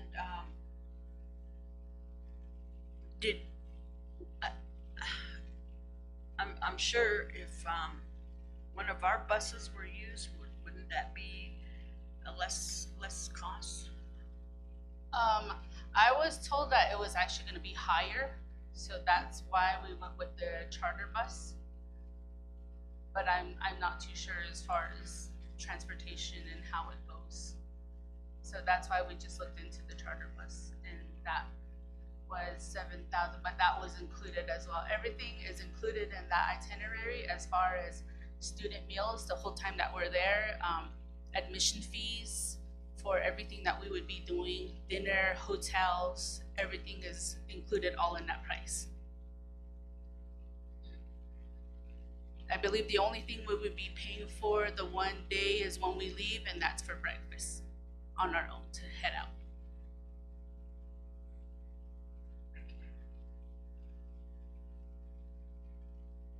Ask Dr. Brigay again, Montoya.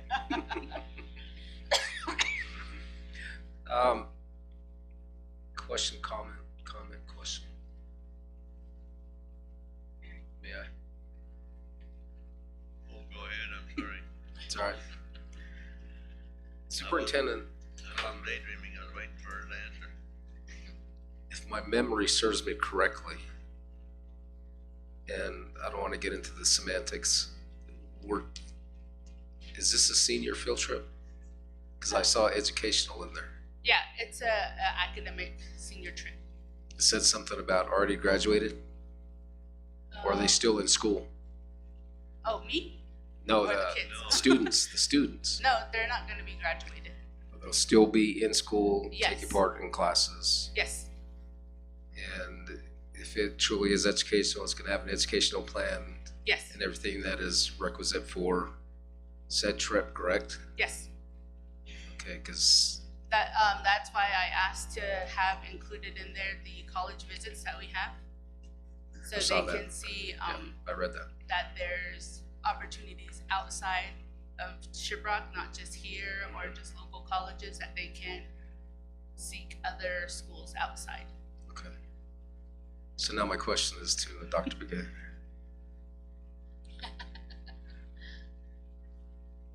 The purse, yes. Or the second purse. So I'm assuming everything stands just as the others?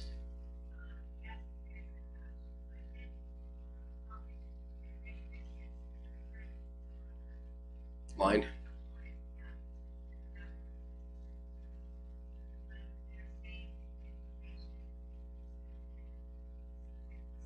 Short answer is yes. There you go. Okay. Good. Okay, thank you. Thank you. Thank you, I appreciate that. Now all you have to do is catch up on your paperwork. Dr. Begay, thank you.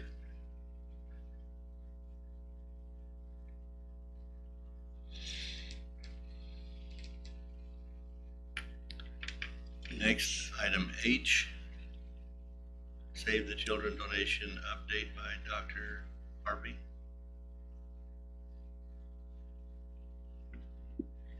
Good evening, Board President, Vice President, members of the board, and Superintendent. I'm just here to report that the Save the Children toy donation total value was $41,048.43. And so that's just being transparent so that you all know how much donations had come in from Save the Children. And so with your approval, we'd like like to distribute. Would you give that number again? I was doing something else and it went right over my head. Oh, it's also attached to the agenda, but it's $41,048.43 was the value of the toys that they had donated to us. Thank you. And I don't know if you have any questions or comments. If not, then that's all I have. So I'm looking at the Save the Children and it has that little spreadsheet on there.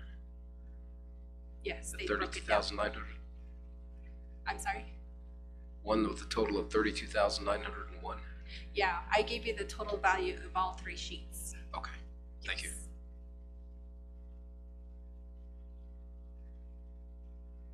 We were hoping to get these toys before Christmas and it came the day before the students all left, so we couldn't distribute, unfortunately.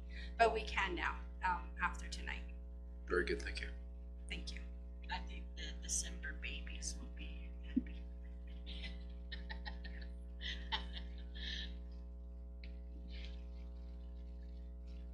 Okay, that's all I have. Thank you very much. Thank you.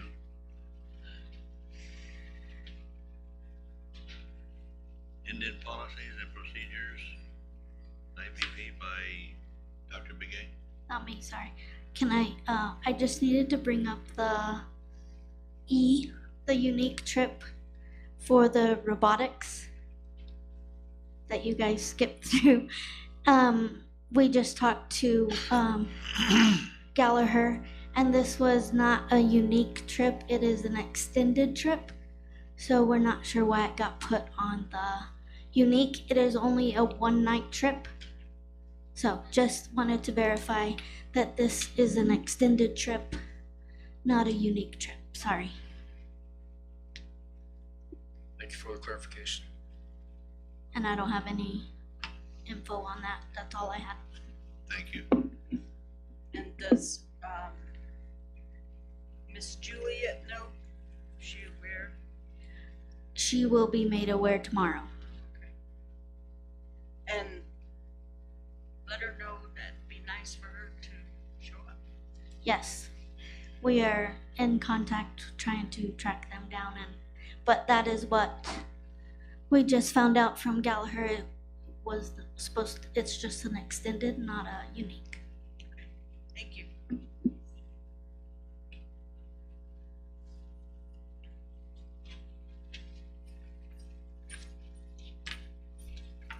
So that's item E then, right?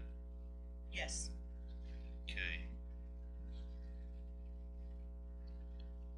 Ms. Begay. Yes, good evening. Yat e shikado shidana.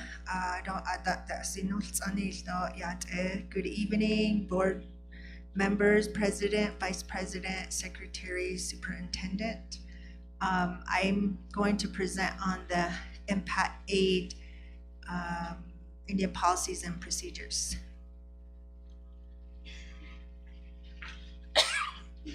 So is that the first slide? Okay, it is the first slide.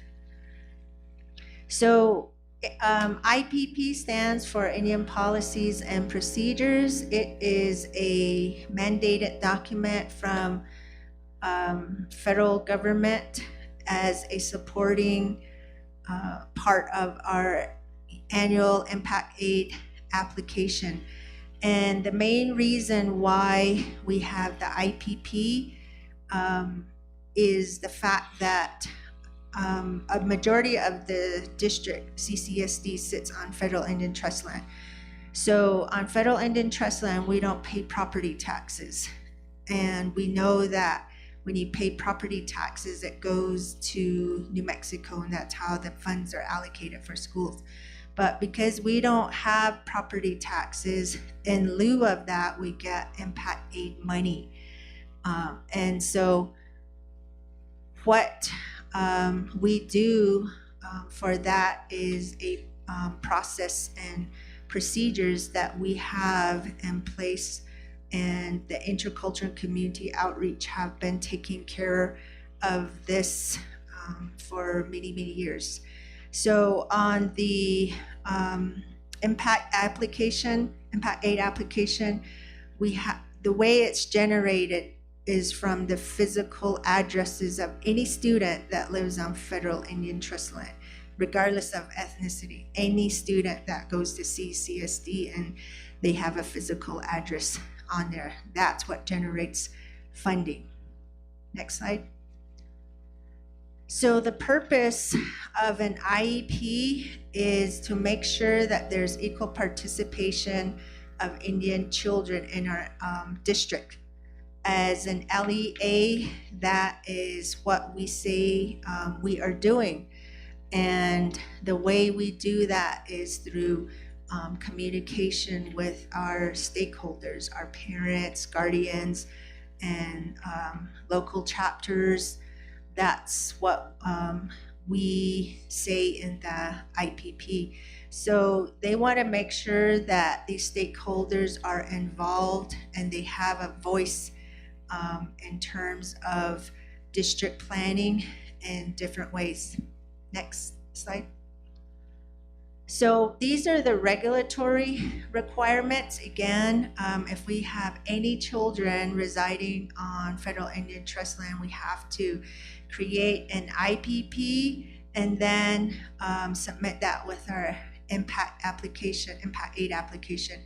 And so the IPP are policies and procedures that are in consultation with tribal officials and parents. And so the first step of the IPP is it goes through the IEC. They review that, and if they have changes, that's where revisions are made. Then the next step is to get it to the board, and that's just a process. And in the next slide, that's what it will say. But I did list the CFRs that are part of these regulatory requirements. Next. So on here, it does indicate that the LEA must implement the IPPs, and then they will review it, which is the first step from the IEC, and the next step is from the school board. So if there's any changes, we have some time to make those changes if needed. And so in terms of this process that happens with the Impact 8 application, we try to start this early back in October. And we put that in place for several years now, because the way it works is on the 40th day, we get data from DART, and the bilingual specialist sends us that information, and that information is put into tables. We format them into two types of tables. There's a non-SPED table and a SPED table, and so those get certified first through the SPED department. They verify that information, and then we have 13 chapters that represent this district. So our students that attend CCSD, they're under one of those 13 chapters. So those tables will show that information, plus their physical address. And so these chapters, we give them these binders with both tables, and they have to verify that physical address. Then when we get those back, it goes to the BIA realtor. She certifies that, and then it comes back to us, and Mr. Carlson signs off on that. And so that's the process. Next slide. Again, the process starts with IEC and then the board. So what they ask for is also a public hearing.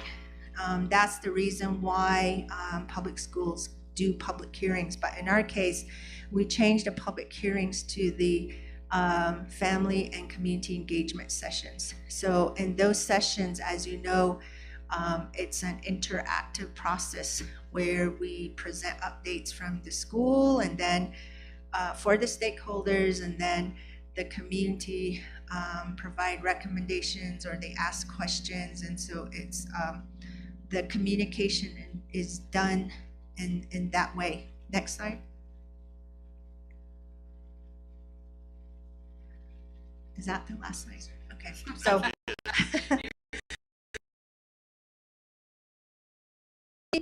part that this IPP involves the Navajo Nation are the 13 chapters that have to certify the physical addresses of our students. That's the only time that the Navajo Nation is involved, but the rest of the time it involves all the other components as I shared. And that's the end of my presentation, and I stand for questions. Not necessarily a question, but comment. Go ahead. So yesterday, at that gathering in Kirtland, at Kirtland now, I had a conversation with two of the different representatives, one from Congresswoman Ledger's office and the other from Senator Heinrich's office. And it was in light regarding the change of administration. And that's going to happen on the 20th. And how that could affect funding and certainly impact aid. Because I did state to him the reliance upon our district now because of the loss of tax revenue to the district, and how we're becoming more and more reliant, and even within the next 7 years, even more so, and that those dollars matter. So I appreciate what you're doing, and hopefully at some point in time, sooner than later, and I know with that change of administration, there's going to be some timelines, but they did suggest some different types of correspondence, but hopefully we can let them know that the importance of that impact aid dollars to our community and our students, more importantly. Thank you. If I may share some more information, thank you for sharing, Board Member Montoya.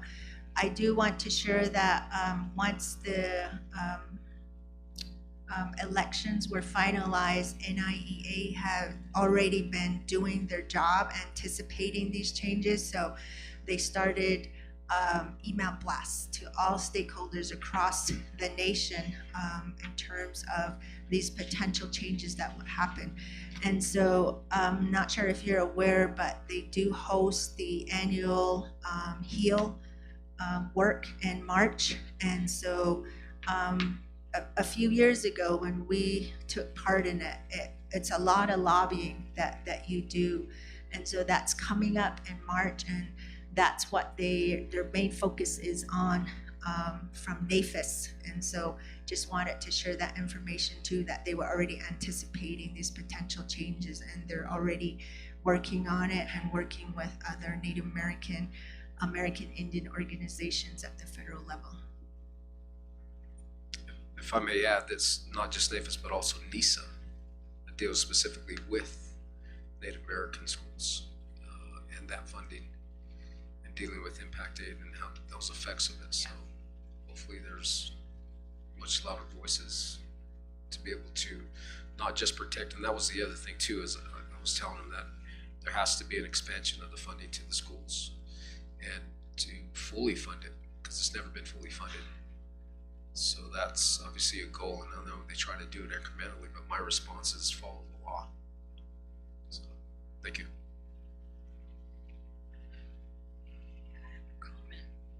So that's at the national level, and then I think one of the campaign promises was also to have more local control, which is doing away with the department at a national level, the Department of Education, and I think some of the numbers was something like 83 billion in operation costs that they think would free up. And, so they want to give it back to the state. So if that's, you know, these things that we may have to be dealing with state legislatures and then on top of that,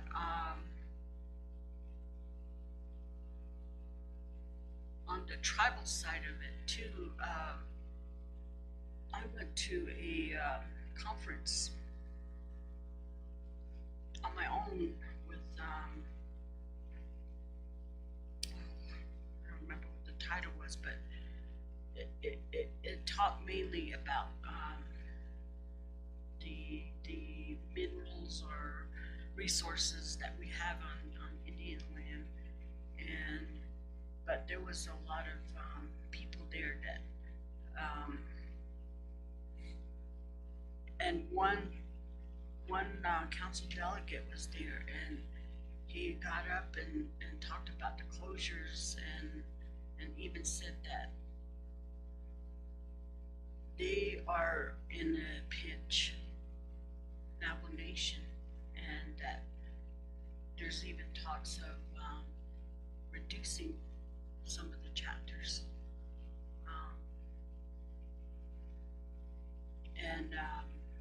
And if that happens, you know, there's another big change. So that I don't know what that's going to create,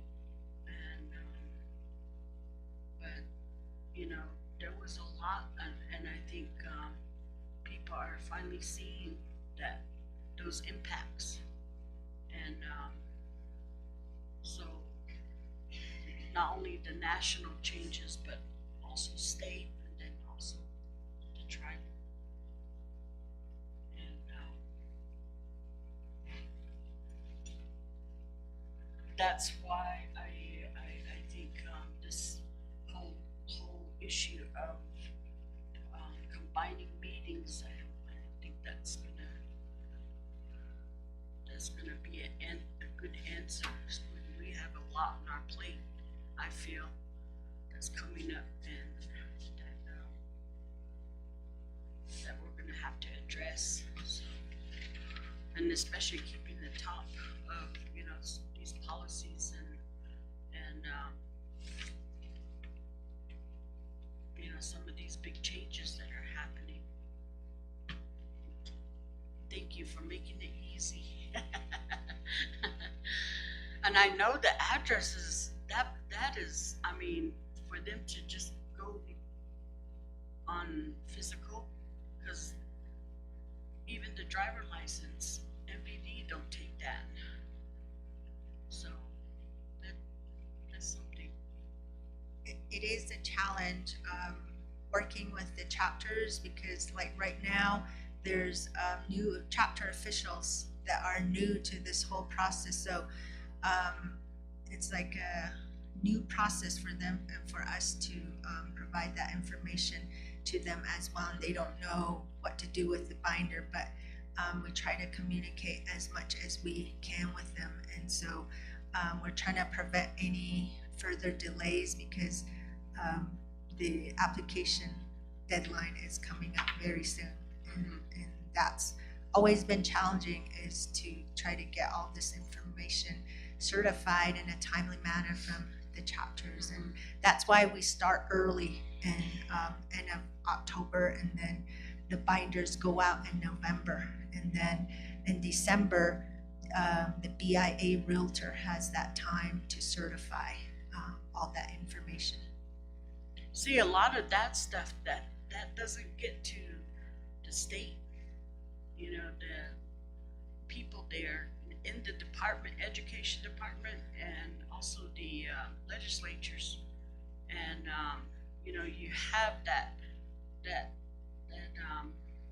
just as you said, you know, they're new, and they have to be trained, you know, to do these documents. And they're just not any documents. They're tied to money for us, and so they have to be done properly. And to me, I would think somebody would ask, you know, for, additional money so that you could put on a training, you know, when this election happens, and bring those people in so that they hear all one message. Cause, you know, we are like the hub of the community, and I'm sure with these chapters, but to go over there, you know, I think like Northern Agency, when they meet, a lot of times they're in a rush, so. You have 3 minutes. Yeah, exactly. Thank you. Yeah, thank you. Thank you.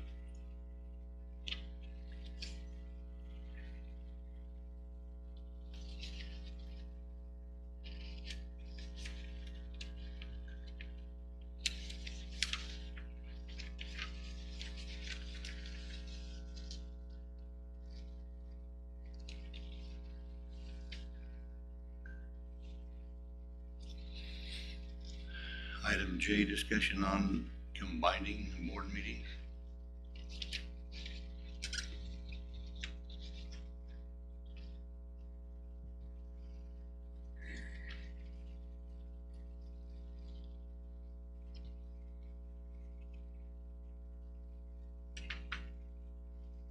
Yeah, I kinda, I don't know. Had I been here early enough to approve the agenda, I wanted to put L before, and but that didn't happen. L is the discussion on oath of the board, and you know, we did take an oath, and in there it does say to mostly says to pretty much cater to the community and to be transparent and thoroughly ask questions, research, you know, because, and I know that at times at these sessions there is said that the meetings, the monthly meetings are more for the board than it is for the community. To me, I don't think so, because I have a lot of community members that do pay attention, whether they're physically here or online. But and then too, as far as keeping in compliance, we don't have an interactive meeting. We have YouTube, yes, we're being shown on YouTube, and then also what is this again? The Google Meet, and but you know, a majority of our community doesn't have whether that experience in computers or laptop or even Wi-Fi. So to me, I feel like, you know, just as I did when I called in, and I think that would have been a more better way of serving our community and keeping in touch with our community, because there you have an interaction, whereas on Google Meet, they only the ones that are in there that they can ask a question, but that's not all of our different 5 different areas of representation. So our constituents in those areas. So I think the oath says it all, and I just want to remind that you know, we took this what it is, and to me, I feel like I honestly I should be happy because, you know, just as tonight, you know, I made arrangements to be here at 5, but it didn't happen,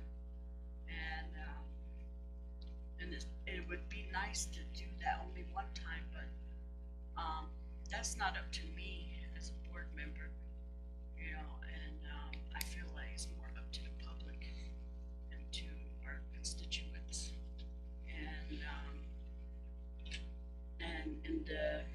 the way, and I think what was set in place was more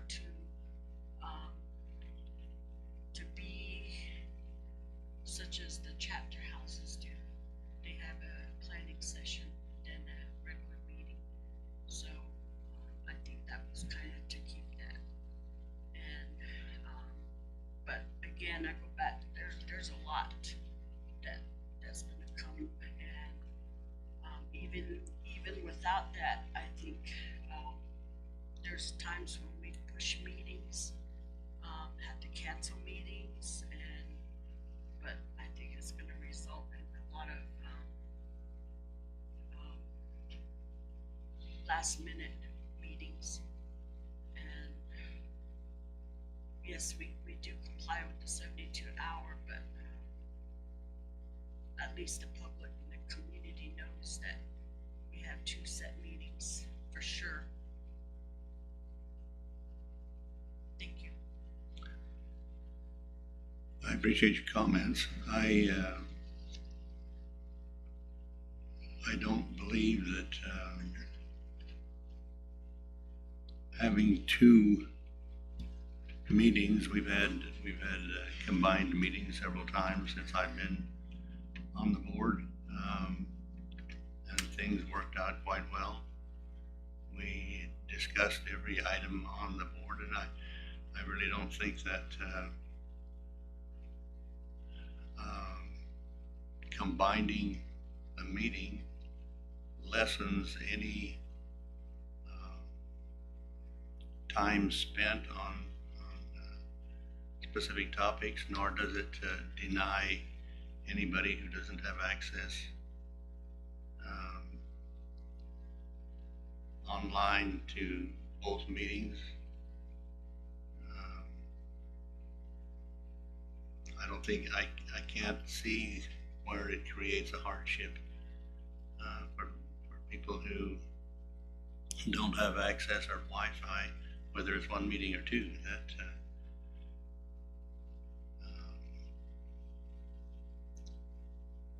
I can't see that makes a difference on that. My concern is the people who come to the meetings and have to sit through the meetings by lengthening it out or by bringing them here and making them sit through 2 sessions when we could combine it and do it in one.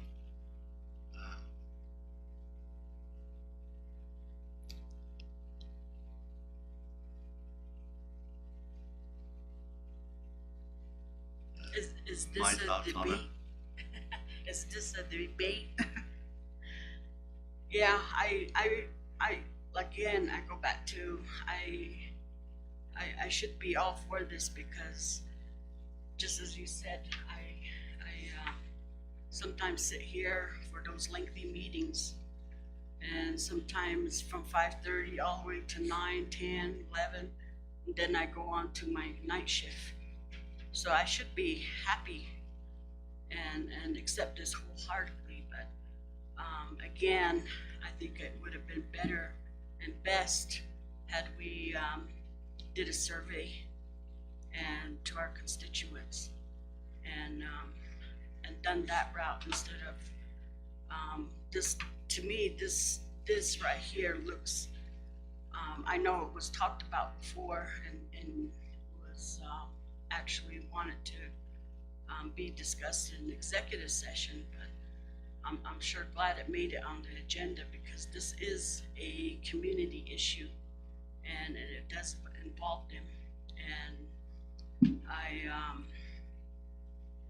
you know, to combine the meetings, I think for me, it is more of a personal, self-serving, perhaps board members really need to ask themselves, did they spread themselves too thin? Maybe this isn't something that they should have campaigned for or said yes to, because it does involve a lot of hours. It does involve, and we're not paid like chapter houses with the $250 stipend or $500 stipend, and but you know, I think when it comes to those things, and then to compare it to what we get, I'm proud of my $45 and my $90, and so you know, I enjoy hearing, and I think to say and to assume that we are not, we haven't even reached most of the community. They don't even, some of them that don't even have Wi-Fi or laptops don't even know that we can meet. They can just open that up, and a lot of them don't know that. A lot of them think that they can still come here physically. So I think that's very unfair to say, and to me it just points to more self-serving. Comment. Go ahead. In my humble opinion, I would much prefer to keep the structure the way it is, because of the dissemination of the information, not just for the board's consumption, but also to the general public, for whom we are here to serve. And in my opinion again, it's a greater disservice. Ms. Aspas, you missed a comment that was read regarding the combining of the meetings, and the constituency was wanting us to keep it at 2 meetings because of the information or the lack thereof that may occur, or the rushing through, or the shortening of, or things being missed that need to be attended to. Now, I will say, I'm the one that was told again by another school board that the board meetings are for the consumption of the board, which they are. However, certainly add the caveat that we're here for the general public, and to deny them the opportunity to be presented information just as we were today. The one with the sexually transmitted diseases, that's very thoughtful, very useful in respects to the students, the kids, the community, and that impact directly upon them. So they need to hear that. They need to understand that. And I think by providing those 2 meetings, we're providing the service for them. These are their schools, their kids, and it's their information that they need to hear. So, and again, in my opinion, I'm for keeping it the way it is and having the 2 meetings each month. Thank you. And I have another to add, is that, you know, you were saying that those combined meetings, they went, I guess the length of it was acceptable by your standards, but actually I went away thinking that I didn't do what I was there to do, because there was a lot of things that I let go and didn't pursue questions on, and that's a disservice. I have to admit, you know, that, you know, just to appease And I'm not gonna do that anymore. If I have a question, I'm gonna ask it and not,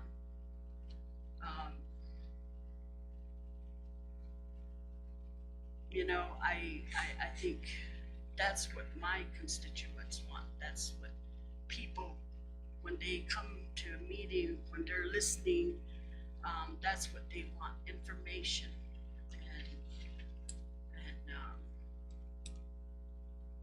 And again, I don't think we've reached a lot of people. I think if they knew, if there was a call-in where it's just a phone, I think we would have more attendance and more interaction.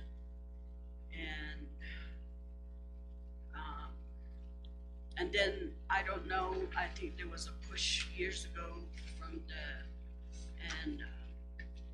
you know, things were said here at the board that on behalf of administrators that, and at that time, I said, I would love to have an administrator's job and get the kind of money that they're making for Monday through Friday for 8 hours. To make that kind of money for me, I have to work swing shift. A lot of people, not just me, but there are a lot of people out there. And so,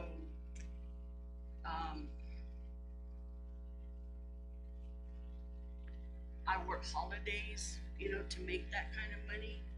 And so I think our you know, this is part of the job, to be in tune and atop of some of these discussions and what's being said here. I certainly, I'm going on my long days off, and on the 22nd, we're supposed to get a business update. That's my job. I'm almost wanting to go over there and sit in on it, even if it's my day off. But I don't know. No, that's just me. I'm that kind of person.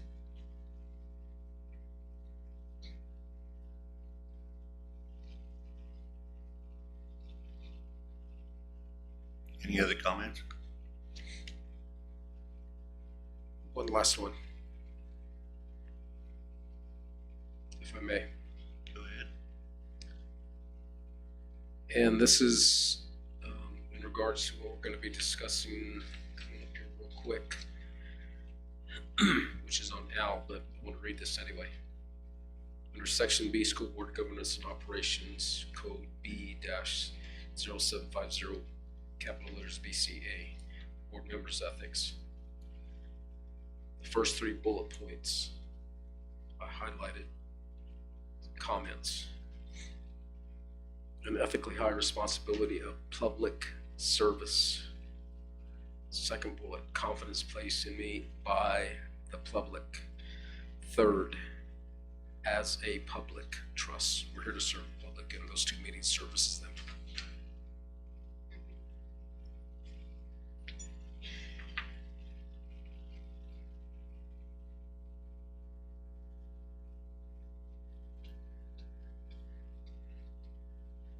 Any other comment? No, I'm done. Mr. Montoya? I'm done. Moving on to K, discussion of dates for board retreat.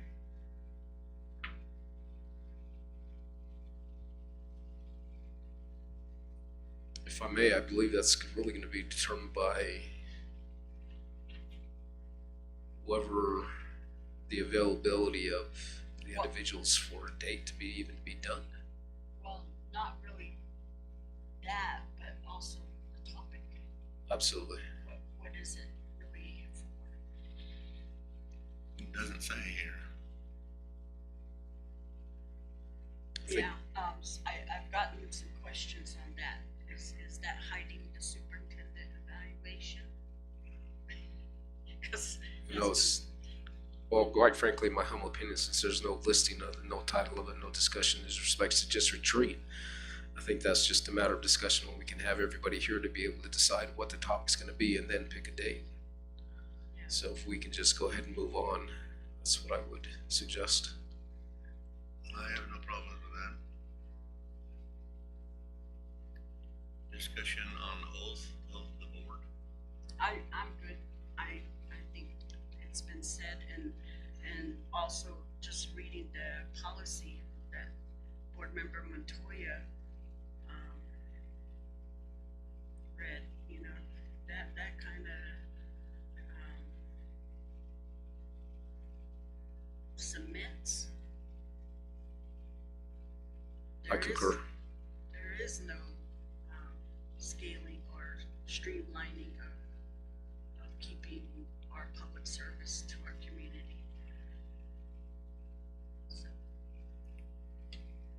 Okay, moving to M, support resolution of the Department of Transportation.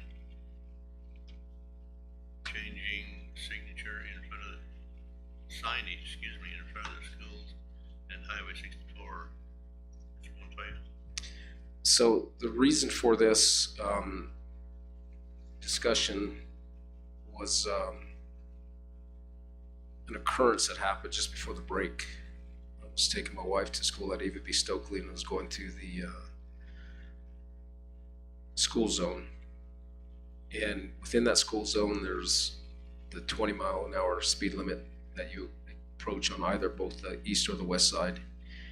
And then just past that, there's a 35-mile-an-hour sign, which to me is a contradiction. But thinking about it, obviously, as for the different times, it's controlling the speed after hours. However, a couple incidents happened that morning when I took my wife to work.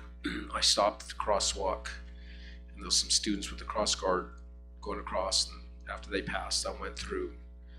Was getting ready to turn into Eva B, and a big semi truck came through there at about 45 miles an hour. And so I dropped my wife off. I saw the name of the company on the truck, dropped my wife off, got back on the road, and in between that time it's about 5 minutes. And as I got back on the road to head back east, another semi truck of the same company, again, 45 miles an hour through that speed zone. The reason I know they're going 45 is because I had to hurry up and get behind them to clock them. And they're going 45 miles an hour. So I got the company's name and I called them down in Albuquerque and I told them what was going on, and apparently they had GPS on it, so they were able to locate which vehicles at what time. I gave them the times.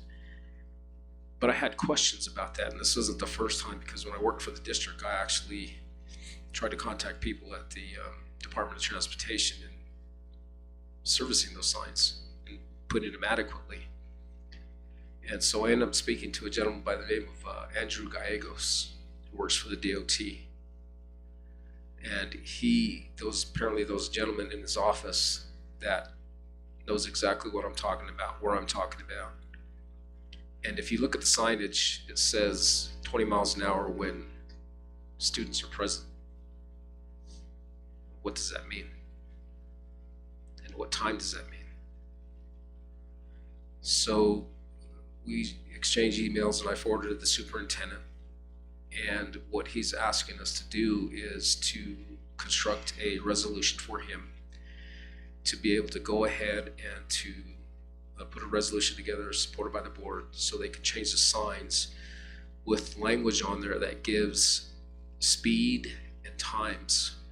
The problem is that they're limited to an hour in the morning and an hour after school. So it would have to say something to the effect of 7 to 8, 7:30 to 8:30, 3 to 4, or 2:30 to 3:30. And designate those times as when that speed limit is 20 miles an hour. And then any other time after that would be the 35. So he wants from us, again, a resolution, and I believe, am I correct, Superintendent, that you did forward that to General Counsel for consideration? That's correct. Okay, and also from that conversation, I explained to Mr. Gallegos that, again, it's not my first time, second time, but I started kind of having conversations with DOT back around 2011, and nothing, just excuses after excuse after excuse. So what he's going to do as of He said hopefully the 21st or the 22nd, they're gonna bring down some speed monitor signs to show people how fast they're going in that zone for the interim. And that was the best answer I've ever heard in the past, holy cow, almost 15 years of any kind of progress. So that is going to be a vast improvement to at least show people. It may not get everybody, but it's certainly it works. It slows people down once they see how fast they're going. And they'll keep them there for a while until they get the resolution and they do the signs that would address adequately the speeds and the times for that speed during the day. So that's what that one's about. Questions, comments, concerns? Well, could it, go ahead.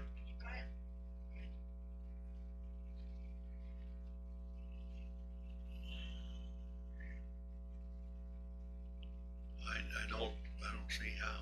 Well, obviously it's not when students are present because they're not slowing down. But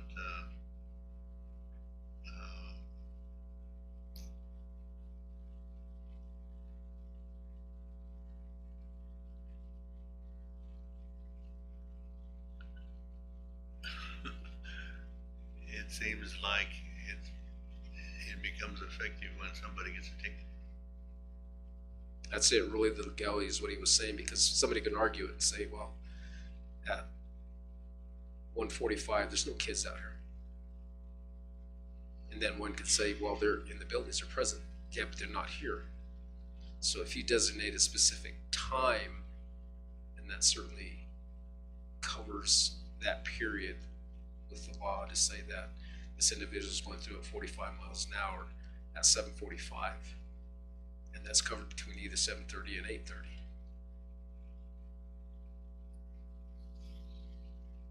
It's like, I mean, I see a better solution as having a flashing sign. That's what they're bringing down for the interim.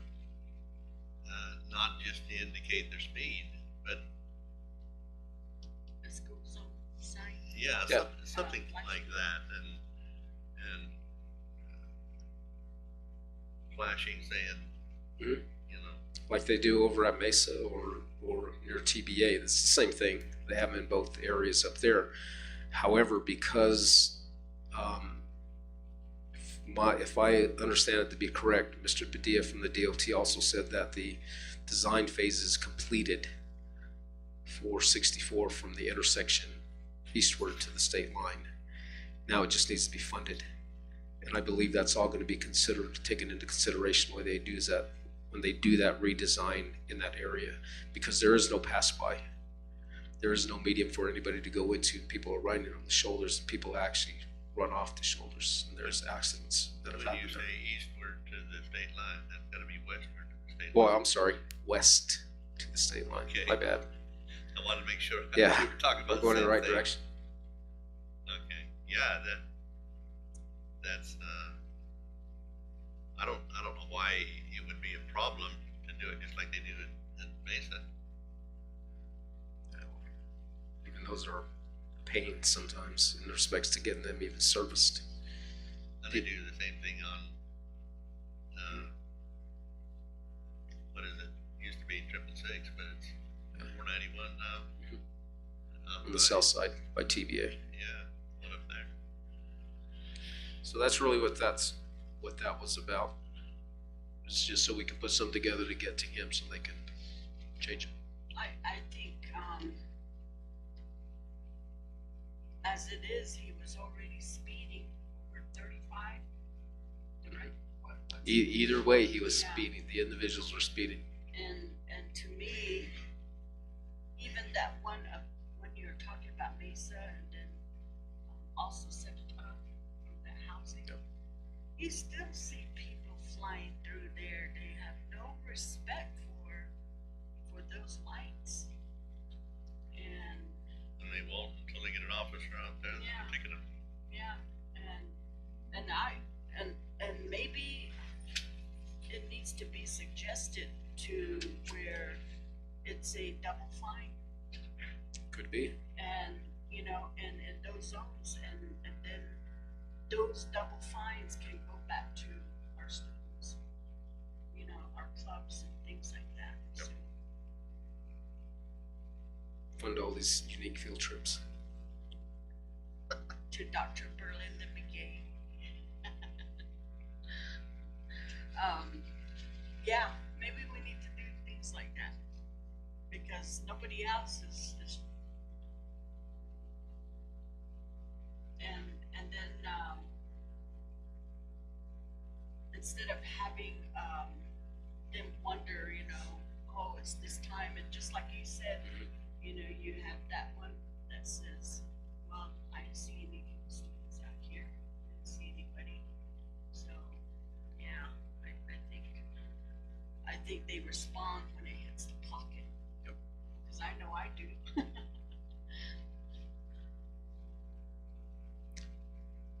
So if we can again give direction to the general counsel to put something together so we can approve and then forward to Mr. Gallegos at the DOT, he'd appreciate that. He said it carries a lot more weight. I see a hand raised from a counselor online. Jermaine? That would be the one. Good evening, board members, superintendent, and guests. What I'm hearing is that it sounds like you guys want to add a couple things potentially to that resolution so that you could move further with this idea. What I heard was to potentially also request Navajo Nation Council and council delegates to put forward legislation that would make that a double fine. And then I think make sure that CCSD is included in the continued implementation of those road improvements so that we can make sure that changes are made. Is there anything else you'd like me to include to the boilerplate of that resolution? Can we make money off of state projects? State road projects? Can we? I mean, well, the question has probably never been asked, but maybe we could ask that. You mean for the fine? Yes, where we Yes. get a portion, even a portion of it would be good. So my analysis of that would be that request would go to Navajo Nation because it would be Navajo PD collecting those fines. Yeah. Ask. Yep. So I will add those things. Anything else you guys would like me to add to what's already there? No, but I just think in respects to what Mr. Gallegos was asking was to ensure that they get something to him so they can proceed with the sign changes. And again, if there's anything other applicable to that language on those signs, like a double fine, and addressing that. And then again, not that he was asking for the support of council delegates or the Navajo Nation, but I guess as a courtesy to add them to that, either that or in the chain of communication. Oh, thank you, board member Montoya. What I was kind of getting at was making it a dual purpose instead of having you guys have to do two resolutions just included into the same subject matter. So it gives state DOT what they need, and then we can use that same resolution and document to help on the other end, the enforcement side. Because the state has no jurisdiction over that.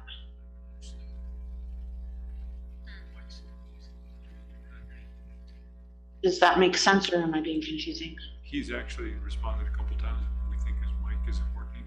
He said Oh, okay. He basically said that Sorry. that would be fabulous. I thought maybe you cut me off, Jermaine. No, sir. Would never, ever dream of it. Tell her I'm good. I'm good. Thank you, sir. that's it. Item 4, discussion. Items for January 21st, regular school board meeting. I do have a couple of things, if I may. Go ahead.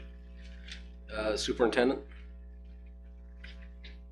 First one is, can we invite Mrs. Billy to the board meeting to publicly award?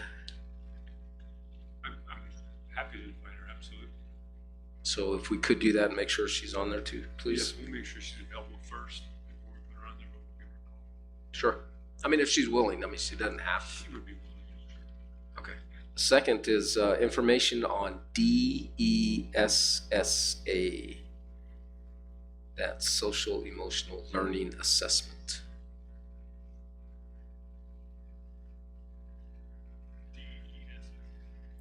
DESSA.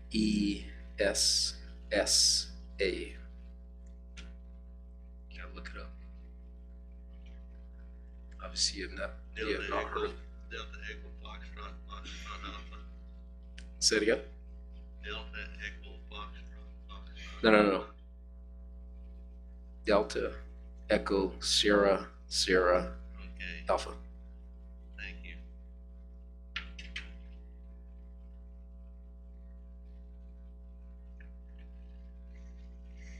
Do you have somebody in mind to present information? Whoever can explain it to the board.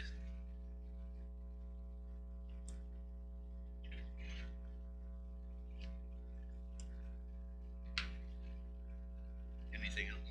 Yes. I'm done. Thank you. Go ahead.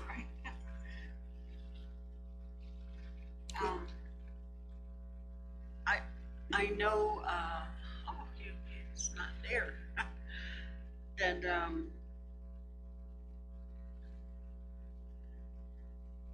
I don't know how to word this, SPED.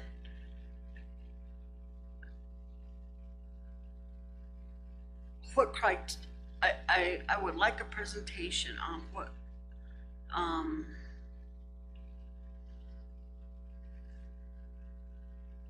if our SPED, teachers are licensed, certified. Certifications of educators, special education educators. Okay, yeah. So, just want to make sure. And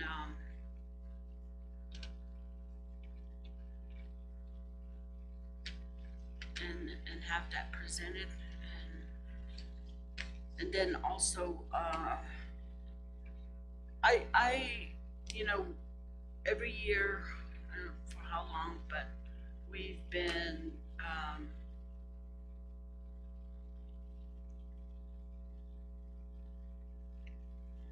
which is, it is necessary, it is important, it is the, finding out the data, the information from our high school. We have our principals, talk about the graduation and just everything that their reports. And I think there's 2 areas that we're missing, and that's the elementary and middle school. And I would like for an update, for if we can hear an update from our elementary and our middle school.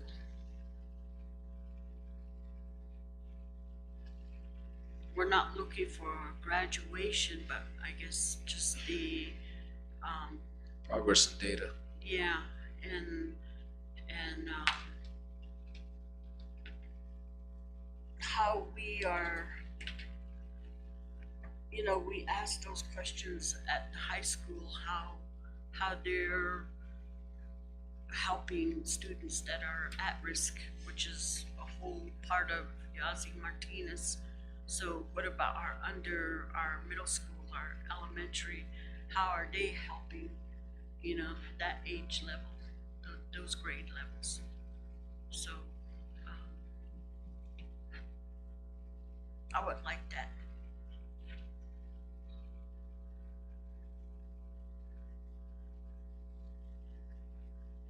And Anything else, Mr. Montoya? No, I'm done. I don't have anything right now. Thank you. Number 5, I'll entertain a motion to adjourn. Motion. Do we have a second? It's been moved and seconded that we adjourn. Mr. Montoya? Yes. Ms. Aspas? Yes. Myself, yes. It is 8:41. This meeting is adjourned.